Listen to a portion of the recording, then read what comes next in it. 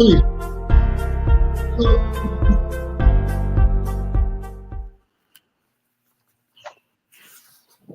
We are live on air. Welcome to a new segment. A nice one for today. And my co-host is here, Obizo J. And my name is Tony Edo. My co-host, over to you.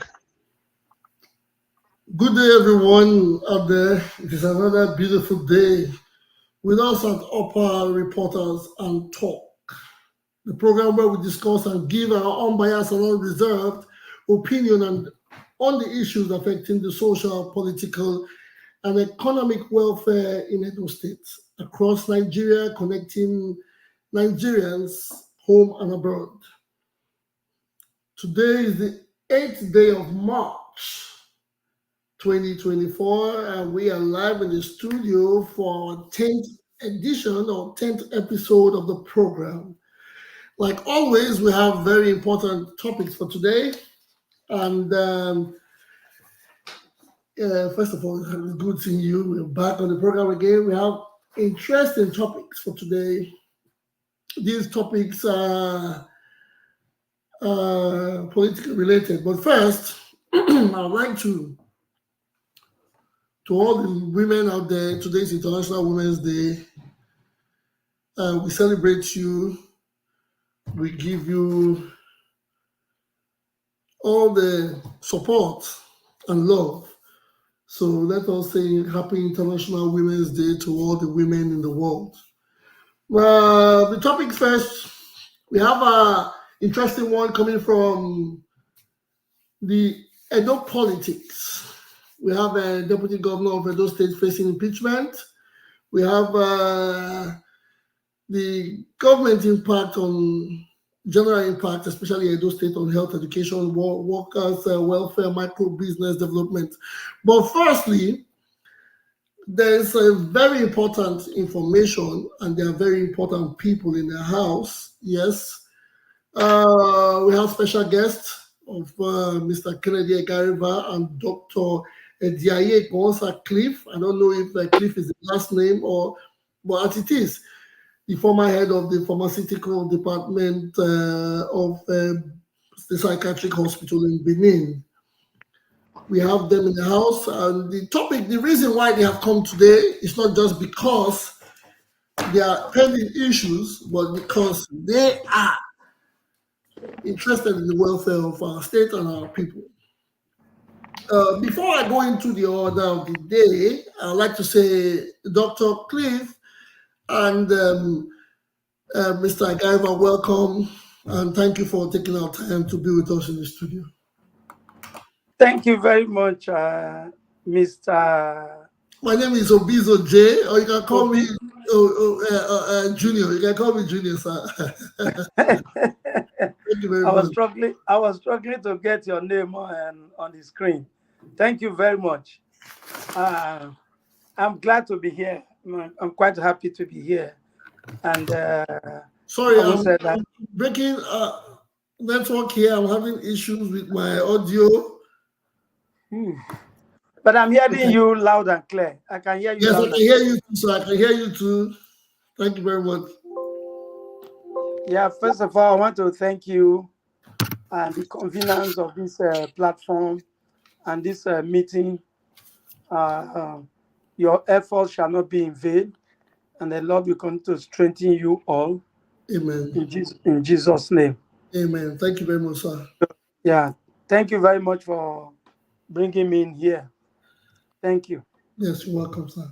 Okay. First, now that we have Dr. Cliff in our midst, we don't want to.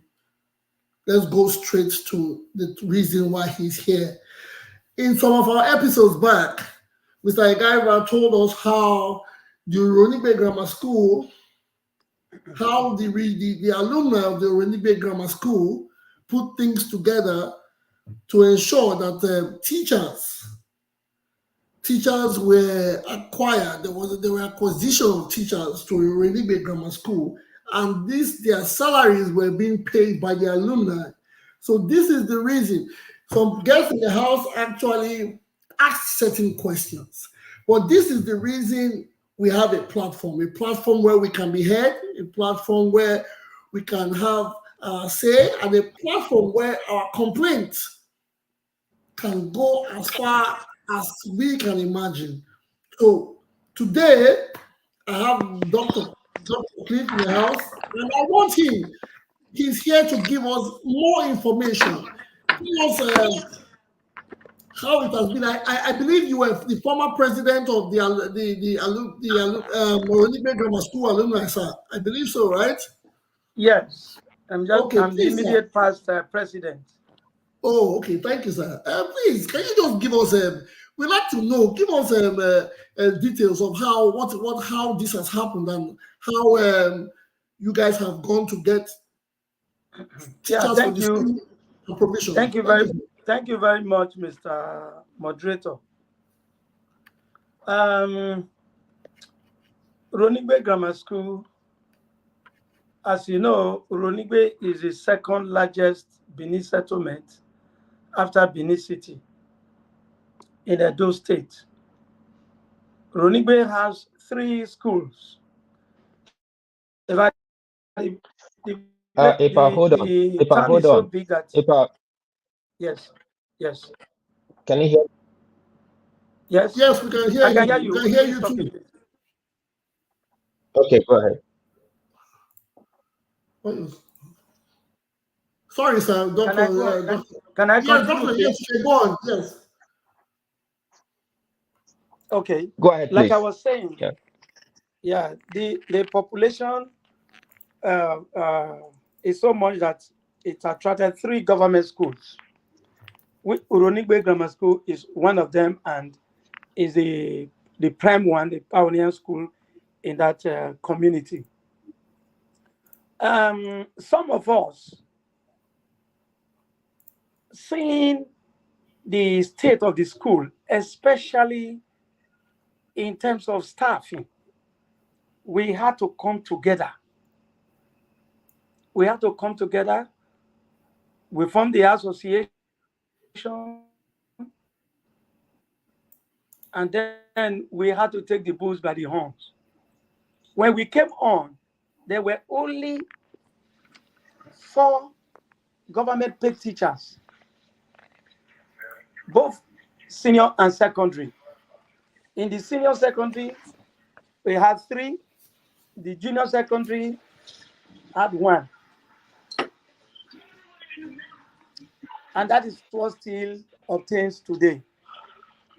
So the community thought it wise that they should, before we came in, the community thought it wise that the PTA should do something about the lack of teachers.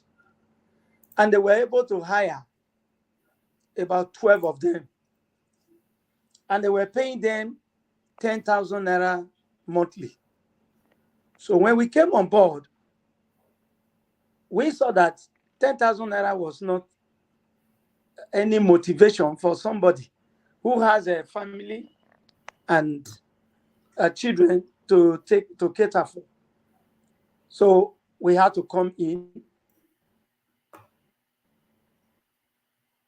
We employed 6 out of those 12.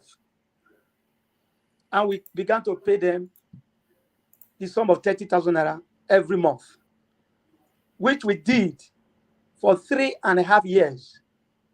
3.5 years. I can be quoted anywhere.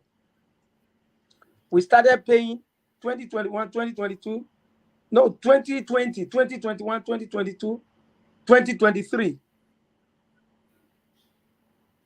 In fact, as I speak, we have also paid the 3 teachers that are left on our payroll. We have paid up till February. Because EDO'S came on about 7 months ago now, 7-8 months ago. They came on and absorbed 3 of our teachers that we were paying. So we have been paying. We were paying 180,000 naira per month to the teachers. Sometime 2 years ago, I was also opportune to attend a town hall meeting called by the Commissioner of Education, where all the schools in Oriomo were invited to Okogbo. At that town hall meeting, every school lamented, no teachers. It was the same song all over the local government. Not enough teachers, not enough teachers. And they were all doing exactly what we were doing. They were replicating exactly what we were doing at Uronigbe Grammar School. The community had to embark on employing teachers for their community schools. And at that forum, I did raise the point. I don't know whether it was recorded or not. I did raise the point that if government finds it impossible, they find it difficult now to pay teachers, to recruit teachers, as at that time, they can reintroduce school fees so that they can get money to pay teachers. But it looked like my suggestion and my plea fell on deaf ears. It yielded the EDO'S teachers that we now have.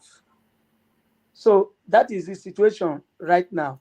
And I can still say, I can still authoritatively say here that the school is still in need of teachers. The teachers there are not just enough.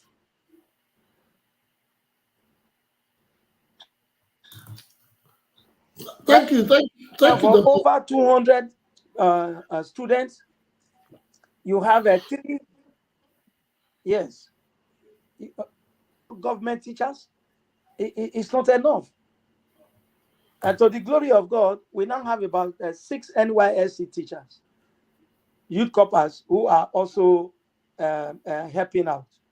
And Yes, I can sorry, sir. authoritatively tell you that the school does not have any English teacher, no literature teacher. Literature in English, geography, all those areas, they are no teachers. It's just an ad hoc patch in teachers that are teaching the subjects. They are no professionals for English. And these are students at their formative years. If they miss it now, they'll miss it forever. Thank you. Let me stop there for now. Yeah, thank you, sir. Thank you very much. This is a very vital topic, and it's a very serious business. I was about to ask how many students. You said there are 200 students in the Ronibe Grammar School at the moment. Yes, And about 200. And practically we have less than 10 teachers, including six youth corpers and 3 government teachers. Yes, they are now secondary and senior and secondary. Both Yes. senior and secondary, they have 4 teachers, 4 government teachers. Then EDO'S has 3. Only 3? So if EDO'S, this scheme they just started, EDO'S. Yes, I know the EDO'S. The EDO'S teachers are 3. Yeah. Then How did EDO'S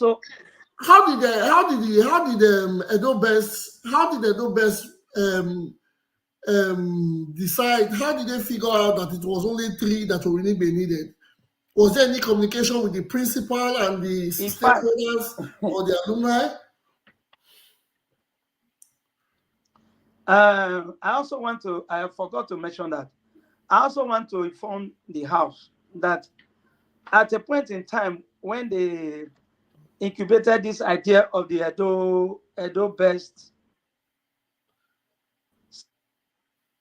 scheme, yes,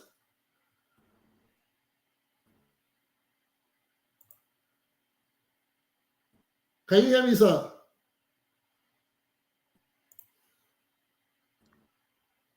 Are you there with me?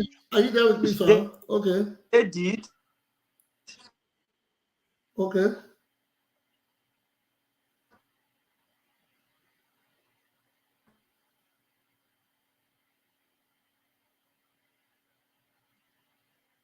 I think a PHARMACEUTICAL network is dropping in and out. I always had the fear that the network might give us a bit of, but we have to commend Dr. Cliff for coming to the program to give us explicit details of how it has happened. Although there are several questions that I would like to ask him, there are more questions that I'd like to ask him, but I will be patient because I know probably the network goes off and on. Dr. Cliff, are you with us, sir? Have you rectified your? Have you rectified the? Hear you louder. Okay, please, can you proceed? Yes.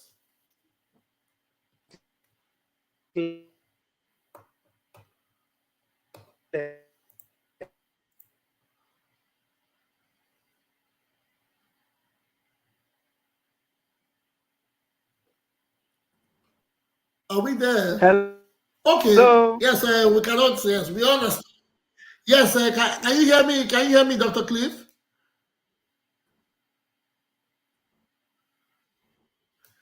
The network has its own issue. Yes, Can we you hear understand me? it happens to the best of us. Yes, we can hear you, sir. We can hear you, but I think you have to maybe you have to change your position a little. The network from your end is quite bad. But as we maybe let me try going outside. Okay, as we go further, we still on this matter, still on the business. There are things we need to know because Mr. Chief, Dr. Cliff has told us that EDO'S has been a part of provision for teachers. Now, if a school has 200 pupils or 200 students, how does it work? I know in a way we still have to commend everybody in every aspect on the efforts they have put together. And maybe the EDO'S scheme is working towards enhancing or improving more teachers so that they can have it disbursed around the state. Like I said before, how many schools do we have in Edo State? How many public schools do we have that is run by the government? How many teachers are available for the schools? Because how many pupils or how many students do we have? What is the data on education in our state? These are the major things that we need to know. So when we know we have a school of 200 pupils or 200 students, we can know how many teachers can be disbursed or dispatched, can be dispatched to the schools. This is a new program. The EDO'S program has reached already. That is a good one. We have to commend that at least, even if only 3 teachers have reached have been made available for them, that is a good one. But again, how do we get further? He mentioned, Dr. Cliff mentioned that the school has no English, no literature teacher. How can a school operate without an English teacher? Orebeli Grammar School it has been there for old. A school that has provided Dr. Please, sorry, the host is Uronigbe, not Orebeli, please. Uronigbe. Sorry, I keep mixing it up. Uronigbe, yes. Uronigbe. Thank you very much, Mr. Igara. Uronigbe Grammar School. Hello. Yes, are you with us, sir? Are you back? Yeah, Can you hear me? I've been hearing you, but just you had a problem hearing me. Okay, yes, we can hear you now. So please, do you remember where we stopped? You were talking. No, because I asked about the EDO'S. How did the EDO'S communicate with the stakeholders of Yes. And okay, EDO'S actually didn't come. We went to EDO'S. Okay. I in company of my secretary, Mr. Comrade Otasogwe, Anthony Otasogwe, we went to the headquarters of EDO'S and we went to make a request. I think we made a verbal request, which was followed up by a written request to them. To our surprise and somewhat dismay, they took 4 of them and then posted 1 of them out. No, 2. They took 5 of them and posted 2 of them out of Ronigbe Grammar School. Although 1 was still posted to another of the community schools. The other one was posted outright from Ronigbe to Igbekwe, a distance that is so far away from Ronigbe. So those people, they rejected their postings, and so they had to come back. That is why we still have those 3 that we are catering for right now. EDO'S never approached us. We were the ones who approached them, and they did not quite meet our expectations.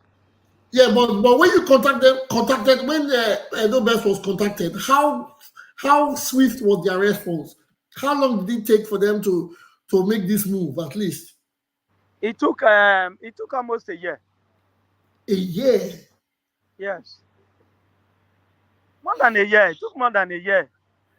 Even after 2 years. And like I said, I think.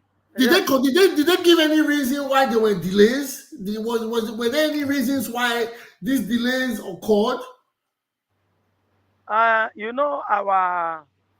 The way our government run. They run with impunity. You can't question them. They won't tell you anything. They just tell you it's a government apparatus. Just hold on. The usual stuff they tell you in government offices. So it went back and forth. Yeah. Whew. But did they give any reason why? Because now there's a whole lot. There's a whole lot. If it can take that long for teachers to be deployed, there is a whole lot to be done. Imagine a school without English, an English teacher. Even if the literature were understandable, but a school without an English teacher it's a no-no. It's a no-no.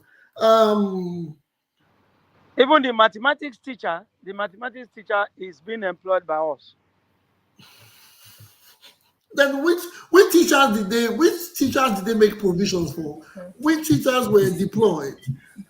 Yes, in the sciences. They have in the sciences, and then the physical and health education. Okay. This is. I think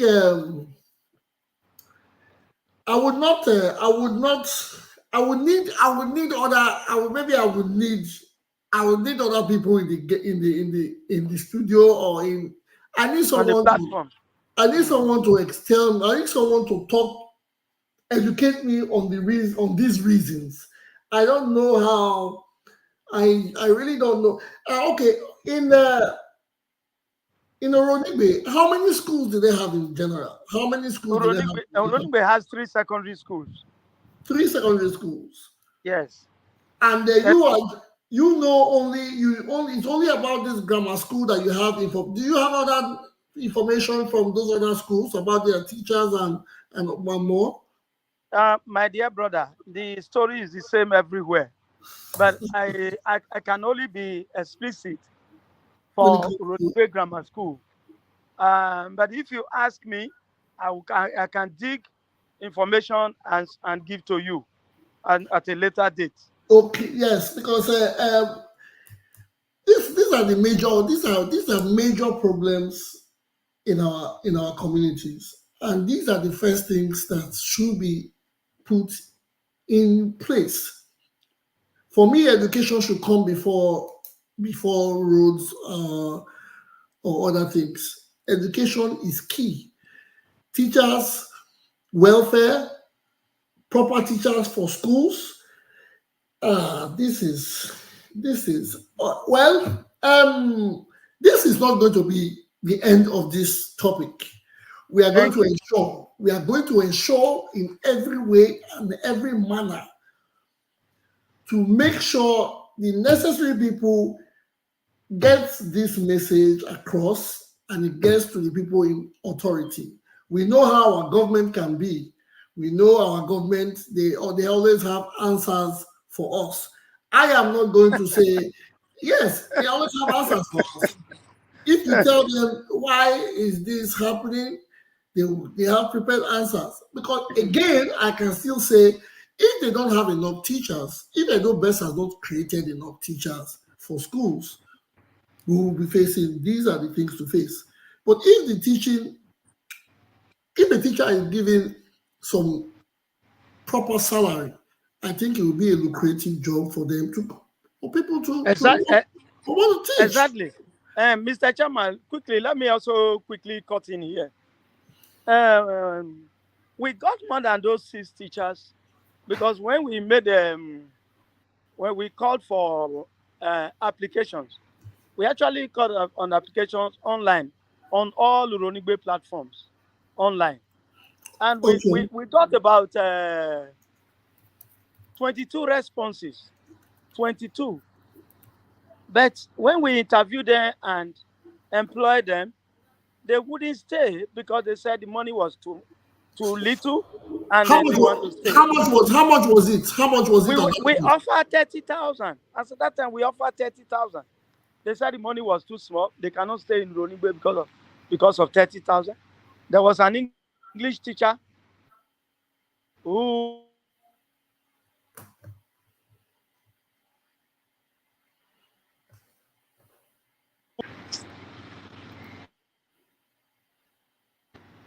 Hello, can you hear me? Yeah, Dr. Cliff. Yeah, Dr. Cliff. Yes, you're breaking your network. We understand. Yes, we are patient with you.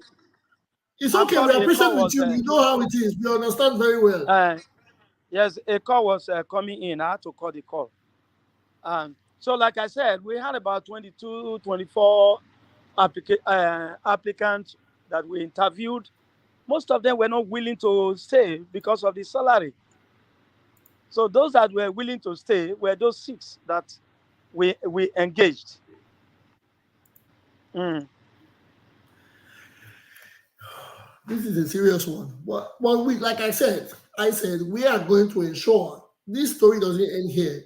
I thank you for coming. I thank you for letting us know, because there were doubts. A lot of people asked, why is your chairman? Where is the chairman of the local government? There are people representing us in every form of government, in every position. Mr. Moderator, let me also quickly cut in here. Okay. Even the Edo College in Benin City, my eldest brother happened to be their national president, the Old Boys Association, ECOBA. Yes, he happened to be their president some time ago, some 5-6 years ago. And I am privy to the knowledge that the association are also paying teachers in Edo College. I heard something. I heard the former governor of Loki Benedio is the current president of ECOBA. If am I wrong? I don't know. There was a rumor that he is the current, or last year or this year, he's the current president of ECOBA.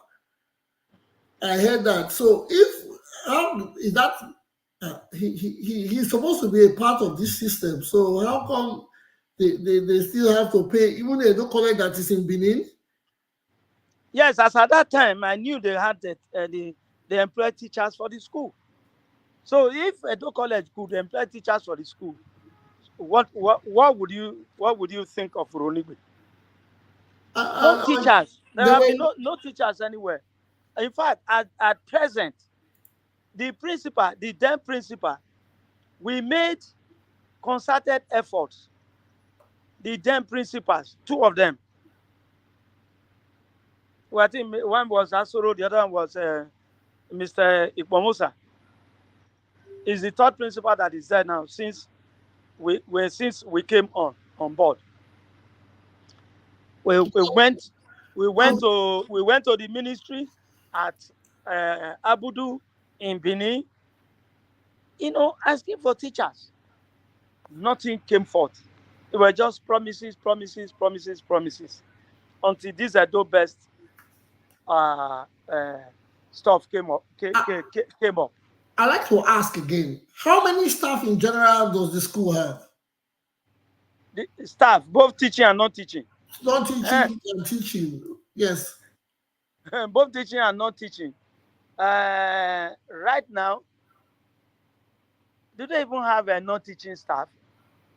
Is there a vice principal? Is there a bossa? Is there a nurse? There's nothing like bossa. No, those are luxury. We don't have teachers. You want to have a bossa? You want to have nurse? Nothing. Even the laboratory of the school is almost moribund. The laboratory is dilapidated. There's no security guard for the school. All the equipment have been vandalized. We had a town hall meeting.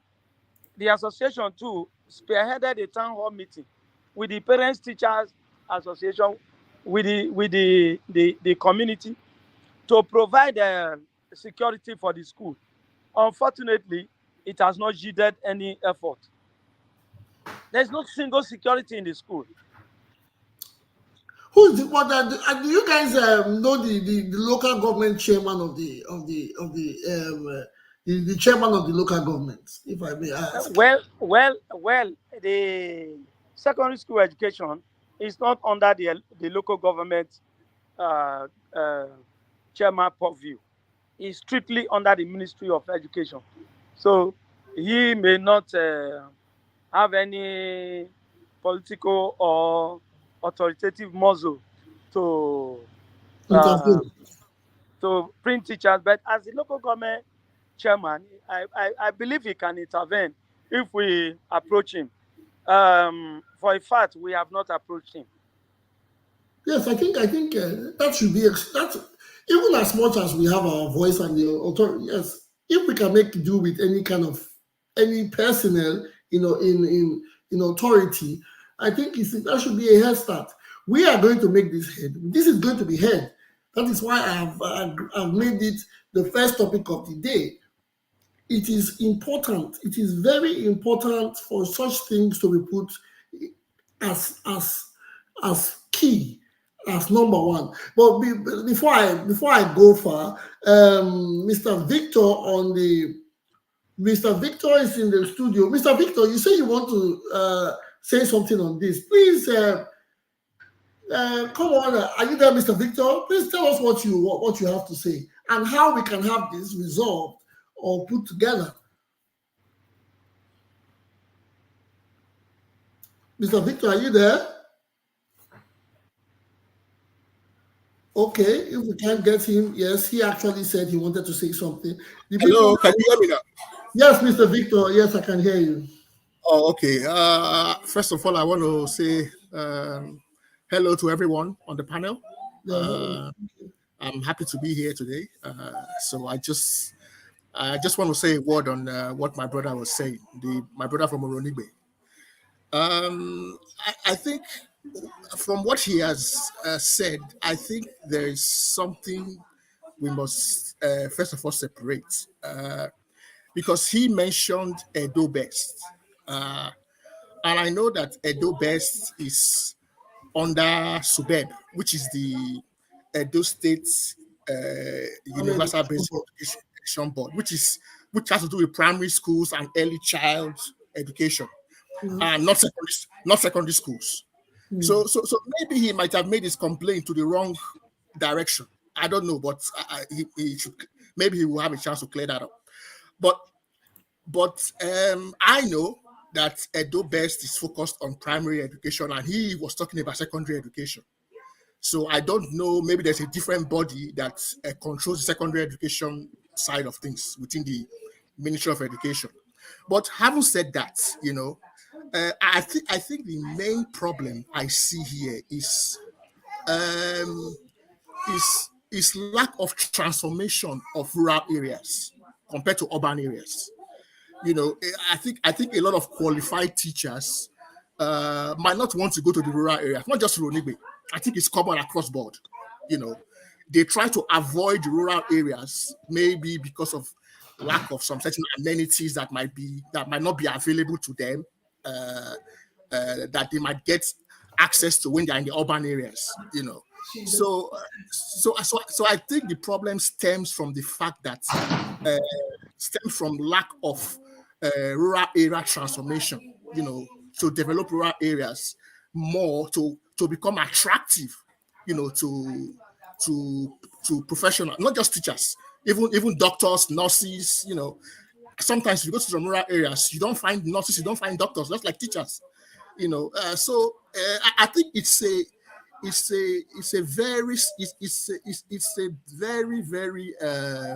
a core problem. It's within the system. We have to find a way to attract professionals to the rural areas. I think that is the main problem here. It's not that we don't have teachers in Edo State, or there are no qualified teachers that can be employed. It's just that maybe because the rural areas are not really attractive to them to go and live and stay. I think that is where the problem really comes from. Yeah, that is the way I see it. I think it's that rural area transformation that is not there. That we have failed to do that over the years. Not just this government. It has been like that for a while. I'm sure my brother can even say that it didn't just start with this government. Maybe they've had challenges of teachers over the years, right? From maybe other past governments in Edo State, or even in Nigeria, so to speak, might have the same problem. So it's unfortunate, or it is, because for me, I think the solution, is to try and make the rural areas more attractive for professionals, teachers, doctors, nurses, and what have you. So to make them, or give them extra incentives to attract them to rural areas. I think that will be the solution. So that's what I have to say about it. It's really unfortunate. But that is what. Thank you very much, Mr. Victor. Thank you. I think you have elucidated the problem. Yes, you are not far from the truth that the part of the problem, the major problem, is lack of rural transformation, lack of amenities in the rural areas. Even I haven't said that, but no teachers have been posted, no teachers have been employed statewide. It's not just the school alone. Yeah, listen, let me finish. No teachers have been employed, and then that they came and they rejected the posting. None. Then, listen, I'm not a politician. I'm not against this administration, nor against past administration. I'm not a politician. I don't belong to any political party. That is me. You can find out. Secondly, let me also clear the air. I think they have EDO'S and EDO'S. I may be interchanging the terms, but there is one that is responsible for the secondary school. There is one that is responsible for the junior secondary. Again, Ronigbe Grammar School is also it comprises of both junior and senior. Superb is responsible for primary, in fact, kindergarten to junior secondary 3, whereas the ministry is from SS1 and above. So it's the same. It's the same. It is the same scheme. It's the same scheme, just that being handled by the same body. It's just a matter of semantics, terminology. So I just want to clear that, so that we don't have the impression that probably we are talking about EDO'S and why we should not be talking about EDO'S. That EDO'S is not in charge of. The body was created, to create stopgap measure for staffing the mostly the secondary schools, not even the primary schools, because the primary school they do have their enough teachers, and those guys were also trained. They were retrained by this government, and I must give kudos to this government for retraining those teachers and making them come on with technology. Thank you very much. That's the area I want to iron out. Yeah, thank you very much, Dr. Cliff. I've been doing while you guys were talking, I was doing a brief research on the people representing us in that area. I think I've been having conflict, although I got two different messages. Someone said, please, what ward is the school located and who is the House of Assembly member representing the ward? I know, honestly, like I said earlier, I'm apolitical. But I think it's in Ronigbe North also. Yes, but Ronigbe is in Orion local government area. Yes, I think Ronigbe has two wards. Kingsley, in my Kennedy, can you come in? Mr. Garewa, please, do you have any idea? Do you know an idea about this? The House of Assembly member representing Orion.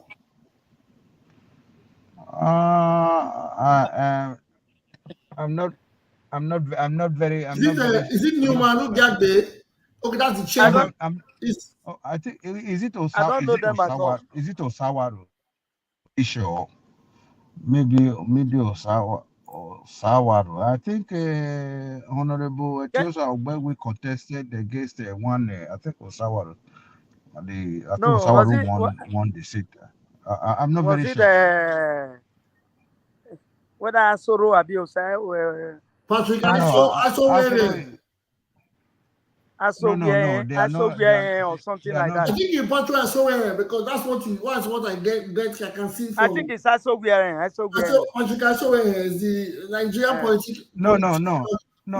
As representative of Ode constituency. I think House of Rep also. I don't know. I'm not very sure. But the word is Ronigbe North. I think so. Ronigbe North. The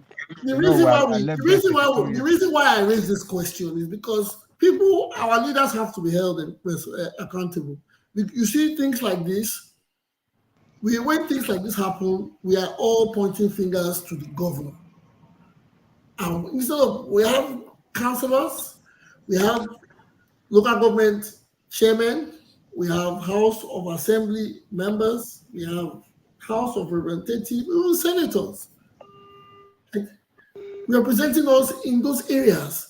Now we are just going straight to the governor, and the governor is put on the edge. So this is the reason why I asked this question, so that we are not only going to channel this to the governor who is doing Edo best.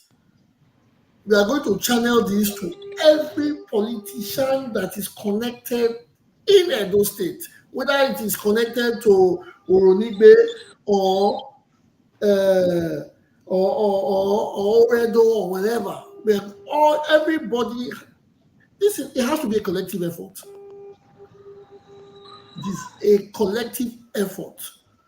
Somebody said, I thought it is compulsory for corpers to teach in service here. It is not. It's compulsory for corpers to work, not necessarily teach. They are posted to Yes, places. not necessarily to teach. Not necessarily to teach. Not everybody can Yes, teach. and even then, these corpers are ad hoc staff. They are learning on the job. Yes. They don't have the techniques. Please let me not bore you with too much information. I'm also a trained teacher. Okay, sir. I also hold an NC. I graduated from NC College of Education before I went to the university. So teaching is a profession. It's an art. It's not something at that level. It's not something you just come in and you want to force information. You want to force knowledge to through the truth. The methodology of delivering knowledge or presenting knowledge to students, to pupils, matters a lot, whether they are going to learn or not. And that is why it is expedient. That is why it is important. That is why it is very, very necessary that we have trained teachers in our schools, not youth corpers. Youth corpers are just ad hoc staff. Thank you. That's true. Thank you very much, Dr. Keith. We will make sure this is going to continue. I'm going to ensure this topic arises every time we come to the program. And we are going to keep deliberating. I will keep doing my findings and figure a way how we can.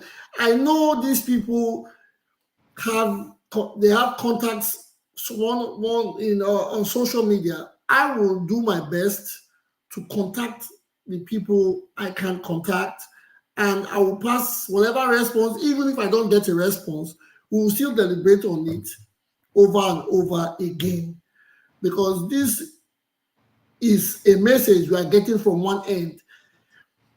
This is just one school, and we know there are a lot of schools that are affected. A lot of schools are affected. Mr. Moderator, like I said, I can make research for Uronigbe and maybe environs as well. I don't know when we are convening again. Yes, we convene Fridays, Sundays, Mondays, depends on the frequency and the availability. But whenever it is, we will always contact. We can always contact.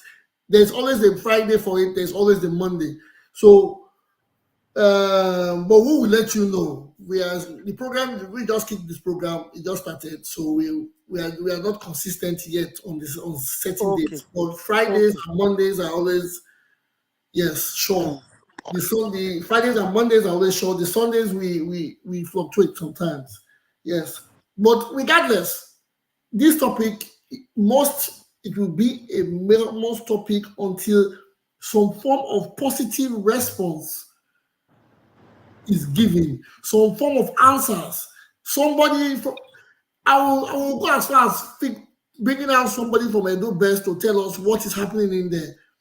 Because I am not going to say, I'm not the kind of person that would judge from the other end.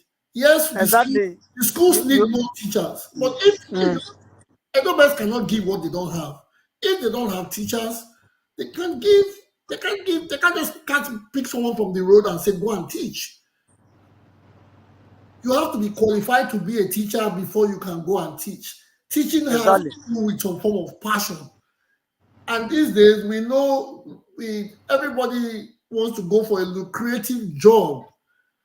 We go for the money first before others. But I don't think 30,000, honestly, a lot of people will not go to Ikuba Hill for 30,000. Going to real. So we can understand. But why not empower the people there, train them so they can build for their communities? That is what I think. Because bringing a person from Ondo State as a youth corper to come and teach the person is going to be there for a short period and might do it as they can, then they leave, having a timer. No commitment. No, they're just doing. They're doing it just because they want to serve, Exactly. so they can have the No certificate commitment. and move on. So They don't understand. They don't understand the psychology. They don't understand the philosophy of education, because these are vital.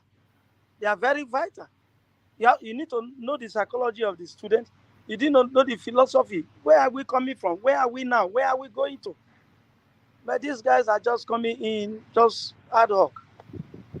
Yes, they do their part. They do their part. So even waitresses and people that do wash place in restaurants, you see.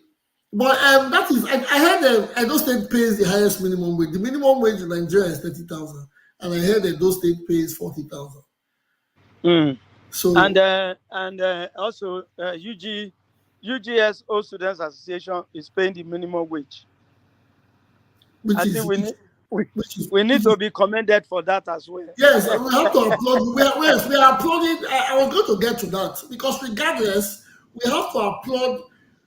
We have to applaud the UGS alumni for doing this job for 3 years, and you guys have been consistent. No, 4 years. 4 years. This is the 5th year. Okay, this is the 5th year. I thought it was 2021. Okay, 4 years. 4 years, and this is the 5th year running.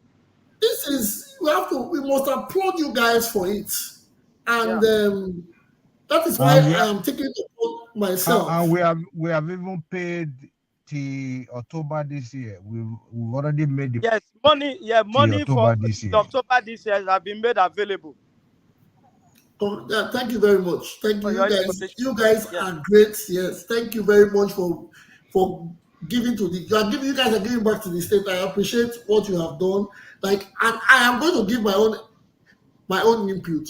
My voice and the platform is going to make sure that every time I come until something concrete, something very concrete is given, a proper reason why there are delays and what they will do to make things better. I will make sure every time we get to we hit on this topic, it's going to be a must. It's not just going to. We are not going. The welfare, the welfare of the people is important. It doesn't have to be politics. The welfare of the people is number one. Yes, again, I appreciate that, Mr. Moderator. I appreciate that. Yes, I appreciate your effort. I appreciate your matter of factly attitude and your direction, and that is what I and Mr. Igareva and others in our group, that is what we stand for.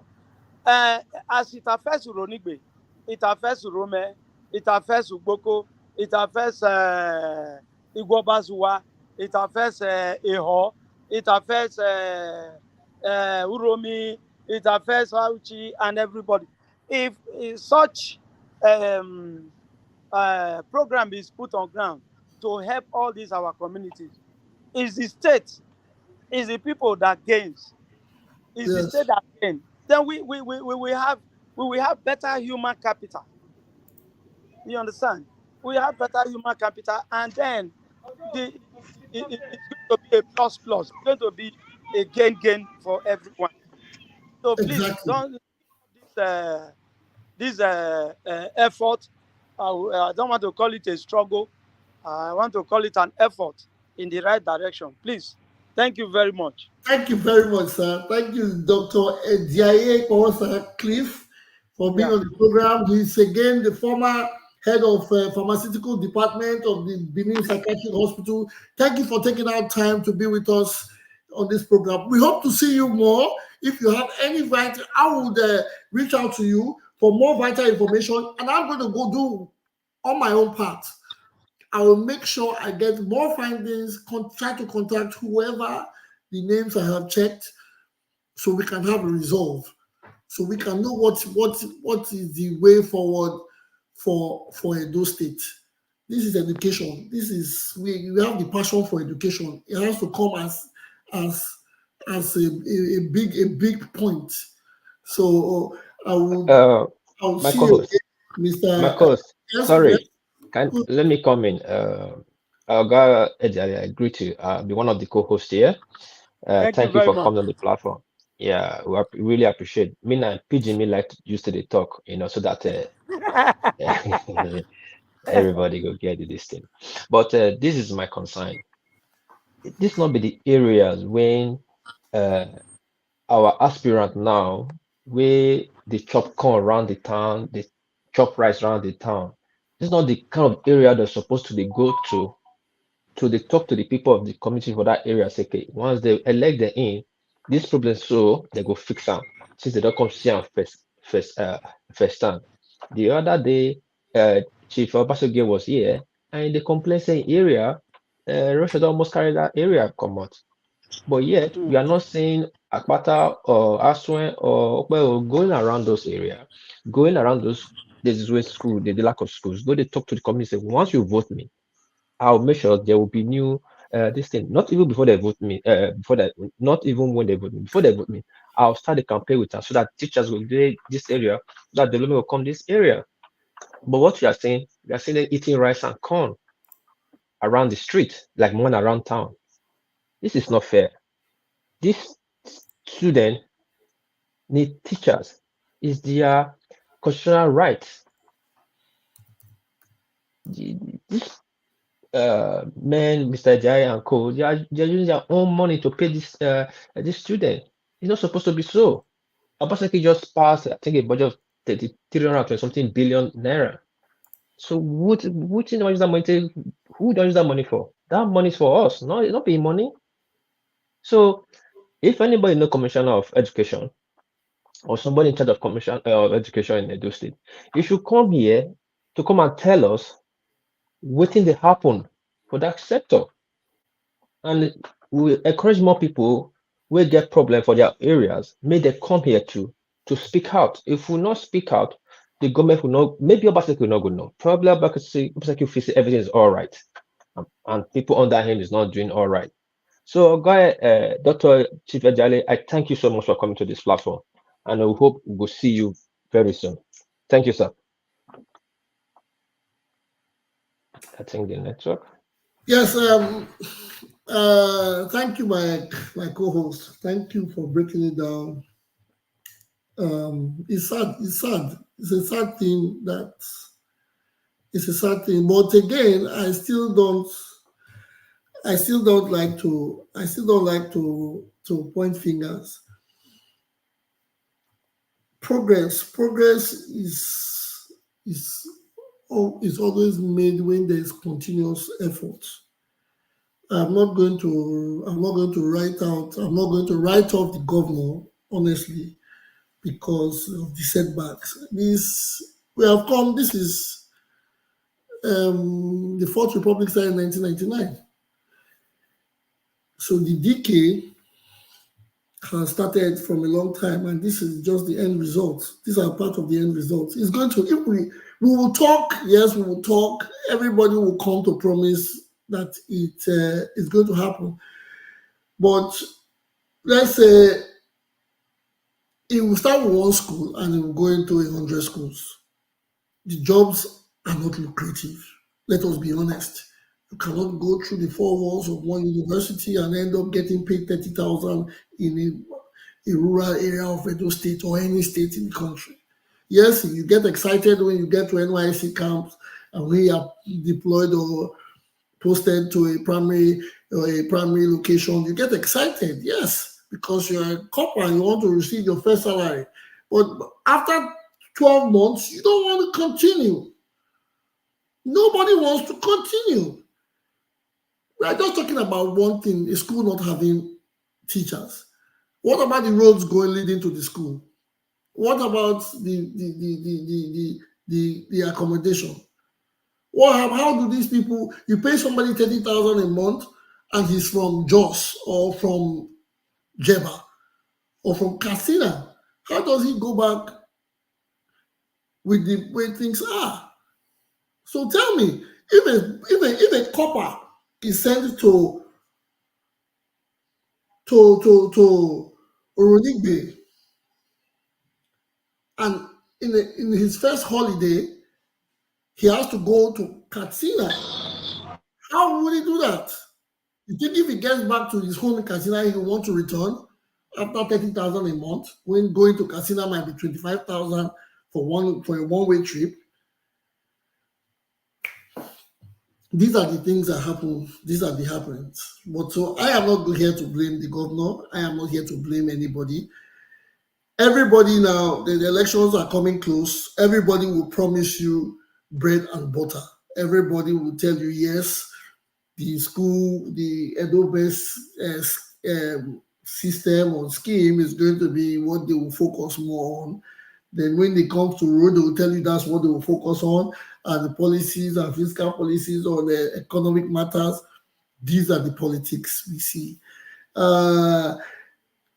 Thank you for coming, anyways, Dr. EDIAE. I'll make this matter a very constant one, and we'll always come to the show to talk about it. Yes, but we have to go to other topics of the day.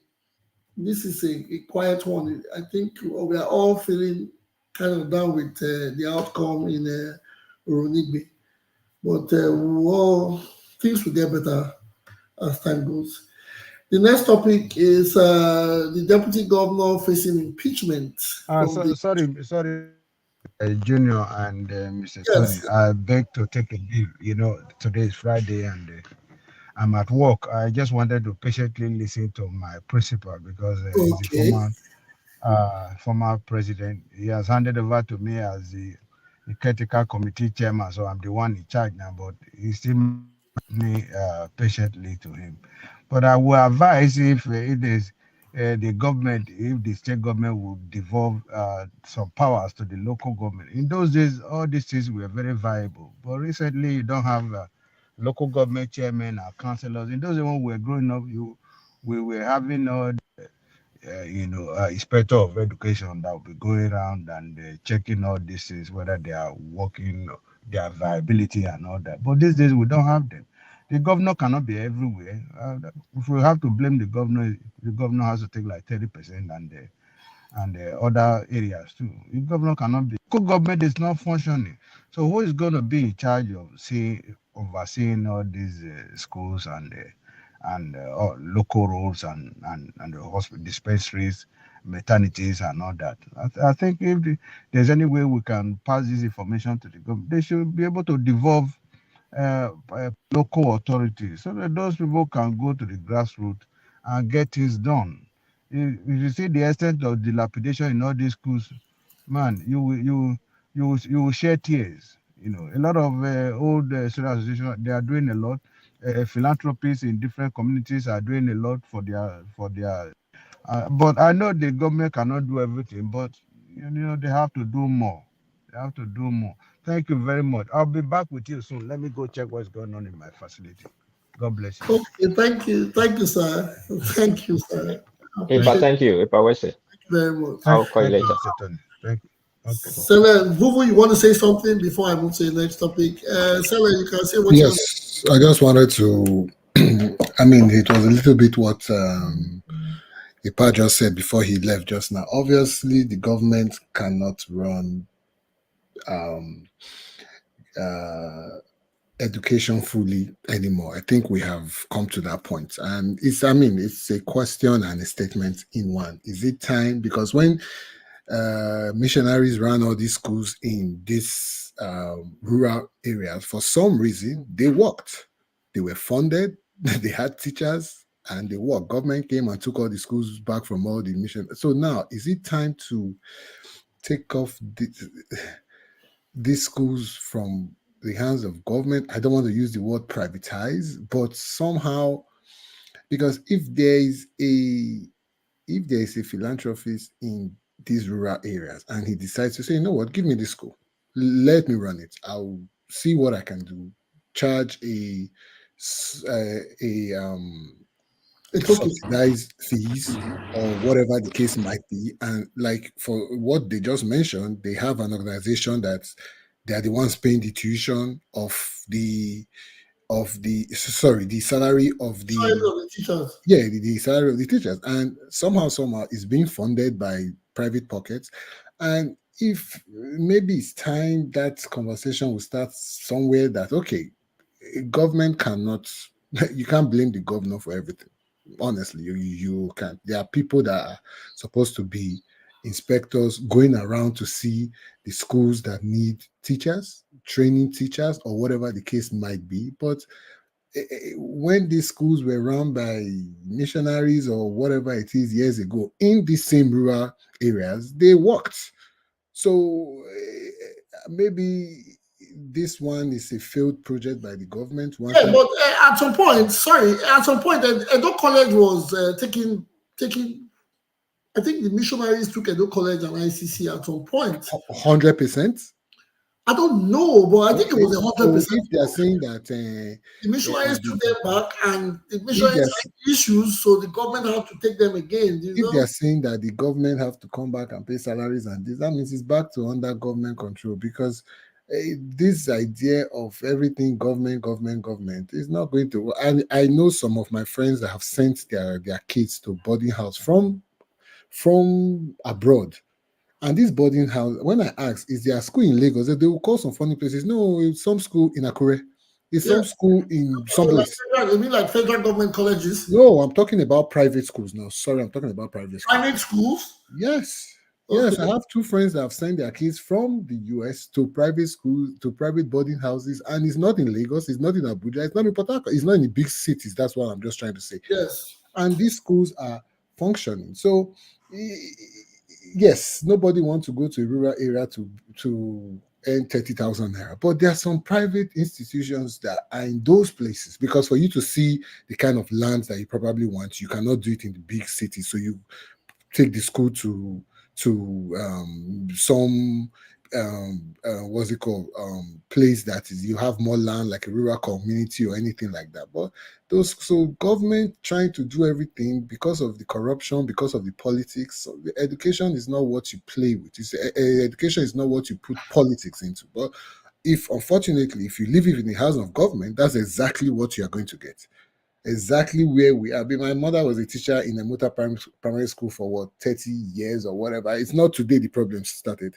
It started since education started. Since education started, where free education came at that time and all of that. But at the end of the day, there were still some state primary schools or secondary schools that were leading the way. But I think it was from the 90s or whatever when the influx of private school came and everything just changed. My point. Yeah, everything just changed. I wanted to say that government officials have own private schools. So why would the public schools even be lucrative to attend or even work for? Because a private school will not pay its teacher 30,000. No, they won't. They will not pay teacher. They'll up it a little, because you get sometimes you hear how a private school teacher is paid 60,000, which is like ×2 of the basic what's it called? The basic No, but the reason why private school can pay their teachers more is because they collect tuition and they have there is a budget for it to run. Who are these people that own the private schools? See, in my own what's it called? And this thing in my own secondary school, which is UDSS, it was funded by the federal government. This was a very good school in Benin. It was funded by the federal government. You say was? Hold on. When Buhari came in and started, what's it called? Single treasury account, or what do they call it? Yeah. That all federal government payments should be made into, because then the payments were paying to University of Benin. But University of Benin was a federal school which was under the federal government, but our tuition went to the University of Benin. Buhari came and said, well, this school has been in existence since 1980 or whatever the case might be. Where are all the money they've been collecting since that time? Anyways, from now on, all the tuition should go to the single treasury account. Now, the money is going there. It's not coming back. They were owing teachers. They couldn't meet up with their bills. And that is how that school just gradually dying is just dying. because of one government policy. So at the end of the day, a school that we had expatriate teachers when we were in UDSS, they brought teachers from abroad because the university was the one handling everything. But the minute the funding came from The federal government, everything went upside down. So I think government, honestly, when it comes to education, I don't think they are the best at it, in my opinion. Anyways, thank you. Yeah, thank Yeah, you. my co-host, sorry, before you move on, please, on our way there, YouTube, make una click subscribe and thumbs up like this. Then on our way there, Facebook, make una click like, share, and follow. Same thing Twitter, same thing Instagram. I bet make una do and make it help the algorithm spread the message, the video, so that other people go see and say una dey watch this program, so that the information and this message will reach the appropriate authority. Thank you. My co-host, back to you. Yes, thank you, Vuvuzela, for your contribution. To go on the other hand, you're asking what is the topic. Well, first of all we had Chief Cliff in the house. He was here with Mr. Gariba. We're talking about their Oronigbe grammar school issues of the alumni employing teachers for their school, and they are being paid by the alumni. So we are talking about, he said, they mentioned the EDO'S being contacted and EDO'S responding after 2 years or up to almost 2 years. And three teachers were sent. They have 200 teachers. They have 200 students in the school. There is no English teacher. And we know what it means for a school not to have an English teacher. Then they have a couple of youth corpers who, youth corpers, they are going through. Youth corpers will come and they will go, even if new ones will come. So, yes, okay, now I've given you a bit of the topic. Mr. Flynn, the floor is yours. Okay, good afternoon, moderator. Welcome. Thank you for a program like this. Good afternoon, Mr. Tony, and every other person. We'll greet you, my brother. Yeah, so, well, I just joined. It's Friday. Thank God it's Friday. Well, the topic, I didn't see the topic earlier, but I heard the school talking about schools, but thank God that I've been brought up to speed. But a little away from maybe the actual discussion, which is about the Oronigbe school issue. My question will be that, is Nigeria actually living on charity? Because I don't know why our governors will collect billions every month, and then alumni will start putting up roofs in schools, building toilets, buying books. I don't think alumni should be doing that. What alumni should be doing is probably arranging scholarship for students, because everything they have to do with infrastructure for the universal basic education has to be handled by government.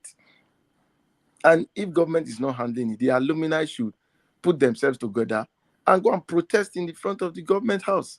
It will be a better way to do things and to help the government escape their wicked action to these young people. We're growing up. Well, as alumni, we are old right now. Okay, we know what to do. We understand life better. But as a young child, 5, 10, 15 years, you have nothing to do. No matter what the alumni will do, there's still some basic thing the government has to provide for the school, the teachers, and everything for that school to function. So what alumni association should be doing right now is calling out government, is holding government responsible. If they sent a message and it took them time to respond, say they sent a message to there's a Ministry of Education, there's a government house. I know that there's this, is it Emotan? The alumni of Emotan, there are almost how many thousands? I know there are very many. That alone can even create a revolution in the educational sector. So the realities should be properly dealt with, not this facade show of where alumni some have money more Yeah, than. Tupo, thank you for bringing them. That is my school. That's my nursery and primary school, and we are actually working on that. And I'm actually working with talking to our president to come to the platform to come and speak, because our school is something apart from our nursery school. The primary school is nothing to write home about. So Okay. thank you for making mention of that. And I think we need to really speak out so the government should be hearing us. Yes, the government should be held accountable for this. What is the basic education that government cannot provide? But we are hearing them buying jeeps of 90 million. How much to build a block of classroom that they buy 30 jeeps, 40 jeeps? You know, the government should take lives of these young people serious. At the end of the day, we have criminals everywhere. We are wondering how they came about. They are coming out from these schools that have no roofs, no window, no classroom, no teachers. So, you know, Are we going, like I said, are we going to blame the governors alone? I did a research. Oronigbe is in Oriol local government area. yeah. Newman Ogome Ugagbe, he has a website. I don't know if that is recent. The Oronigbe local government website has a man here, Newman Ogome Ugagbe, as the executive chairman of Oriol local government council. Where is he? Yes, you ask where is he? Let me tell you where he is. You don't even know him. Let me tell you where he is. He's in the pocket of the governor, because when you hear 18/18 as local government chairman, did they campaign? What was their manifesto? What did they do to become local government chairman?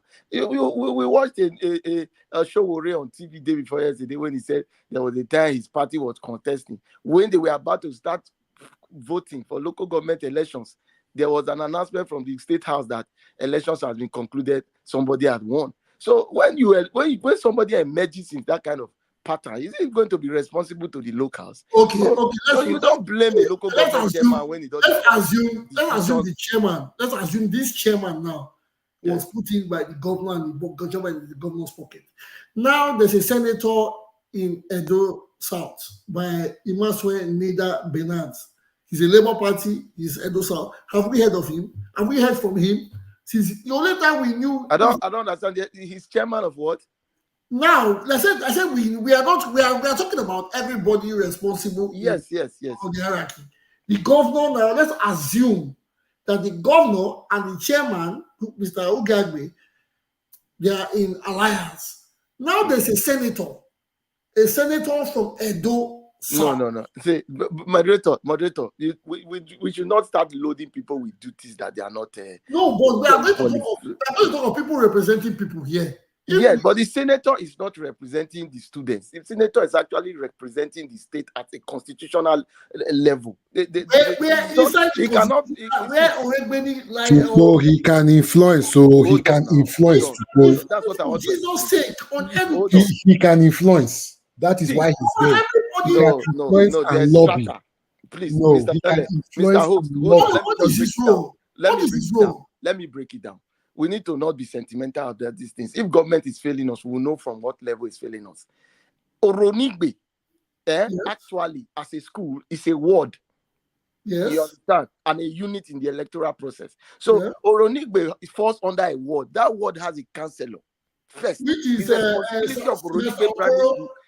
Yes, is the councillor, not even the local government chairman. Because the council chairman, he's Sylvester Okoro, is a PDP man too. Yes, I don't definitely. It's 18/18, so they are all in one party. So it's not. Is what I'm saying is this: the responsibilities have been taken away from the councillor, also from the local government chairman, and maybe from the Ministry of Education at federal level, because I think universal basic education is partly 75% or 65% funded by the federal government. So the constitution itself has its own error.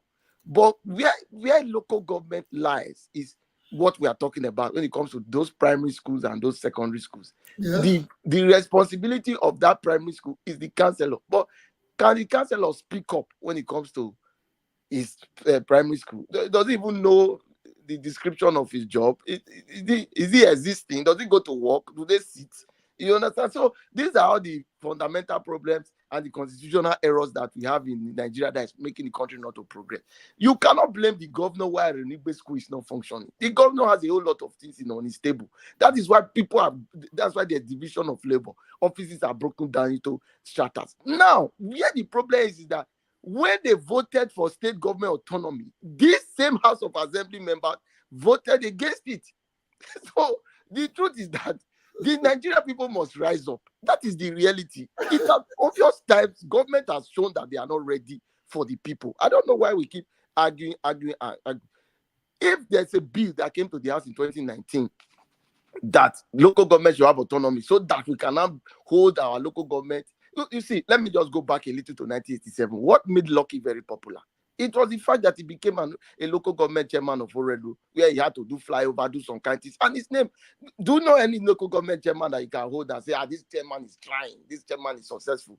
As of 1999, the local government chairman of Ego, it was an AMPP man. He was very popular at that time, even while the sitting governor was PDP, because he won the local government under a different platform. He was even in contention with the president, with the governor, Lucky, that time, because he was forceful.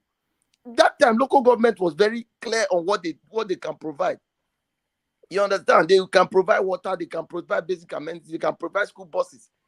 But right now, we don't even have 18 local government. We don't know where they are. Nobody talks about it. They don't exist.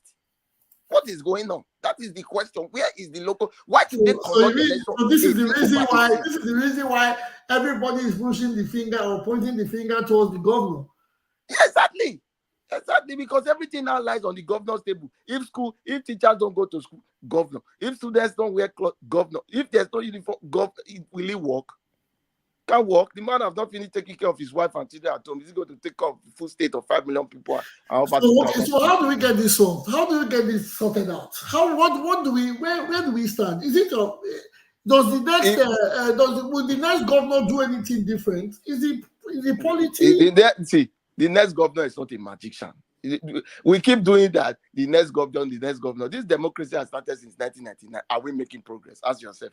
Yes or no? It's not about Edo. I've not seen any progress. Exactly. So it's not about Edo. It's not about Lagos. It's not about anything. Even as at 1999, when democracy was coming to the fore, there was no kidnapping. There was no unnecessary killing. There was still a sanity in the society. Some areas, in my areas at that time, Jerry, we still had tap water.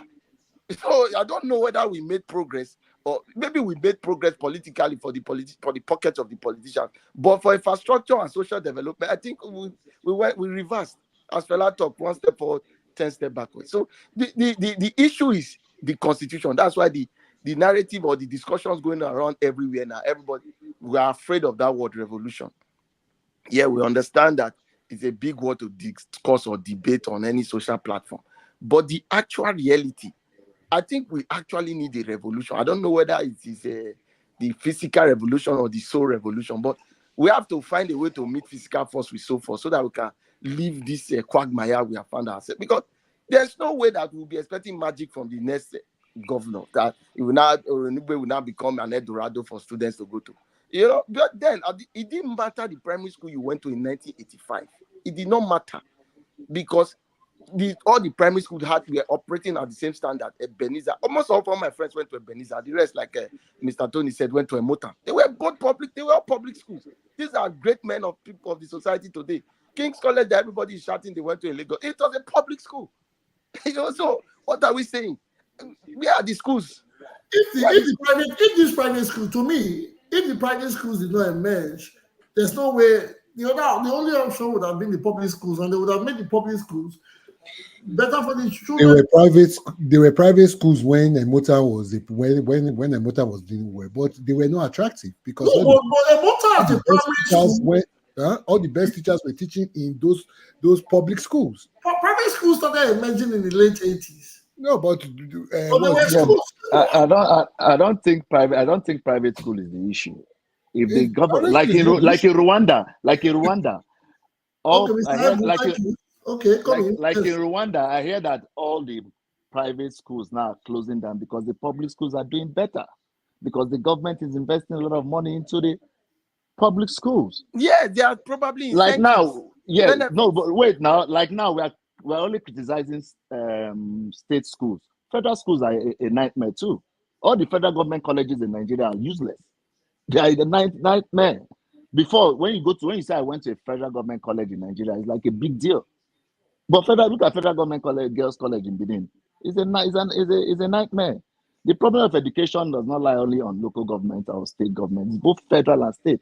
And it's about time why public schools need to pay school fees. No, They need see, to Mr. pay. Mr. Wait now. Mr. Aguda is speaking. Yeah, yes. But can I say something? It's Go not ahead. that the problem lies in the hands of the local government or anything. It lies in the hands of the politicians who have decided that their I own agree. children But will what go I- to private schools as against Mhm. public schools. That's why Mhm. that bill was created. That if you are a public servant, your children should go to the public school in your district, so that if the child comes home as a Christ child, you will know that it's what you created. That No, is but the truth. thing is that even us that live abroad, most Yes. politicians' kids they go to public Because they public know school. that the public schools are up to date. The private schools, No, yes, it's not because they are up to date. Some public schools in America is not up to date. Whether based we on like it this, or not. based on district. You That's what already I'm know. saying. So what Based I'm on saying is district. that if public schools are well run in Nigeria, they will still be private schools. The only thing that we are saying in Nigeria now is that the public schools are being neglected. And How the have school, they been neglected? because they're not funding them very well. That's Who what it is- is. who- And teachers, Okay, and the okay. thing is that Are you saying, if Mr. you Abu, are you saying the federal government is not funding? It's not because the budget on education is very high. Mhm. Are you saying money is no, our budget for education is not that high. No, Go and look at let it. me come in, Mr. Agu. Let me come in, moderator. Uh-huh. First and foremost, Nigeria is a poor country. We need to first accept it. We are just trying to deceive ourselves. Nigeria is poor. I don't know whether it's poor because we are not tapping our natural resources properly, or it's poor because maybe they are stealing the money. But actually, when you look at the education budget, you know what I'm saying? This I try to not do comparison with. Let it not look as if because I just found myself somewhere else now I can just be doing comparison. But I stay in a local government, or rather, it's not a local government. It's kind of like a council. There's a way a town. The budget of that town is $726 million. The population of the town is 110,000 people. So the when you imagine $700 and something million budgeted to run education, security, healthcare, and all. Then you look at Nigerian budget to run 200 and something million people. Then you look at the education budget. You will know that this is a poor country, extremely poor. Nothing can come out. So because they know that they have budgeted less money and nothing will come out, they just steal the money. That is what is happening in Nigeria. The money that has been budgeted for education, can it really take care of the students? Can it provide the transportation? No, I don't agree. I don't agree with. I don't agree with that. Nigeria is not a poor country. Corruption is what is you need killing. to understand. No, wait. The problem with Nigeria, right first, so that corruption. You don't change my argument. I'm not changing your argument. I'm not. Do like we you said, generate enough revenue as a country? Forget what is stolen. As a country, first and foremost, what is our annual income? What is our economy base? They say, is it $15 billion? Is it $10 billion? How much is it, first and foremost? First get that, then you do your argument about corruption. So if you get $15 billion yearly and corruption takes $7 billion, you calculate on that. But you look at an economy that has $1 trillion yearly, then you say that's a rich country like Qatar, like Saudi Arabia. You don't. In Nigeria's own level, Nigeria is not a poor country in Africa. We're not talking about comparing Qatar and Nigeria or Qatar and America. My brother, base your argument on revenue. Don't base it on your mindset. Are you saying that Nigeria is not making a good revenue? Are you saying we're not generating revenue? Can you state our general revenue? I don't know. I don't know what our revenue. I don't know what our annual revenue is. 4.6 billion naira. Yeah, in September 2003, the record increased the previous number to 1.5 billion naira for June. Total it in a year. Tell me how much that is. An average of 894 million. Average that is times 12. That's about 9 billion naira yearly. That's not small money. 9 billion naira yearly. Then check the budget of Paris. You mean naira or dollars? Why are we using dollars? Are we not Nigerians? Why are you comparing Paris and Nigeria? No. Listen, you need to take this argument bit by bit. Nigerians our revenue in naira. Are we generating? Let's Whatever focus. the Let's revenue, whatever focus base what Nigeria is making with other African countries, not what France is Yeah, making that or is what. what. See now, listen. We need to take this argument bit by bit, not based on sentiment. What is the You're not revenue talking of about Nigeria? sentiment. You're Hold talking on about now. sentiment here. What is the revenue of Nigeria yearly? Just check it in naira. I don't care what. Yes, that's why I said an average of 9 billion yearly. Is it naira? It cannot be now. How can it be 9 It's billion yearly? naira. Well, we can't put it in No, dollars. Nigeria should earn more than 9 billion naira yearly now. No, Lagos, I don't earn 9 billion naira in 3 months. Lagos earn more than Nigeria. 120 billion, almost 200 billion No, it's more than 9 billion. naira I said yearly. you're saying $9 billion. Trillion. 900 billion. Sorry, not 9 billion. That's why I ask you. That's why I ask you if it's naira. Exactly. 900 billion. So the state, the 900 billion naira. You check what South Africa gets as revenue in total in their own currency compared to naira. Check what Paris, check Ghana, their revenue. You know, Nigeria is a big country. Nigeria has the potential to make $1 trillion in a year, but we are not tapping the resources. Why? Because of corruption.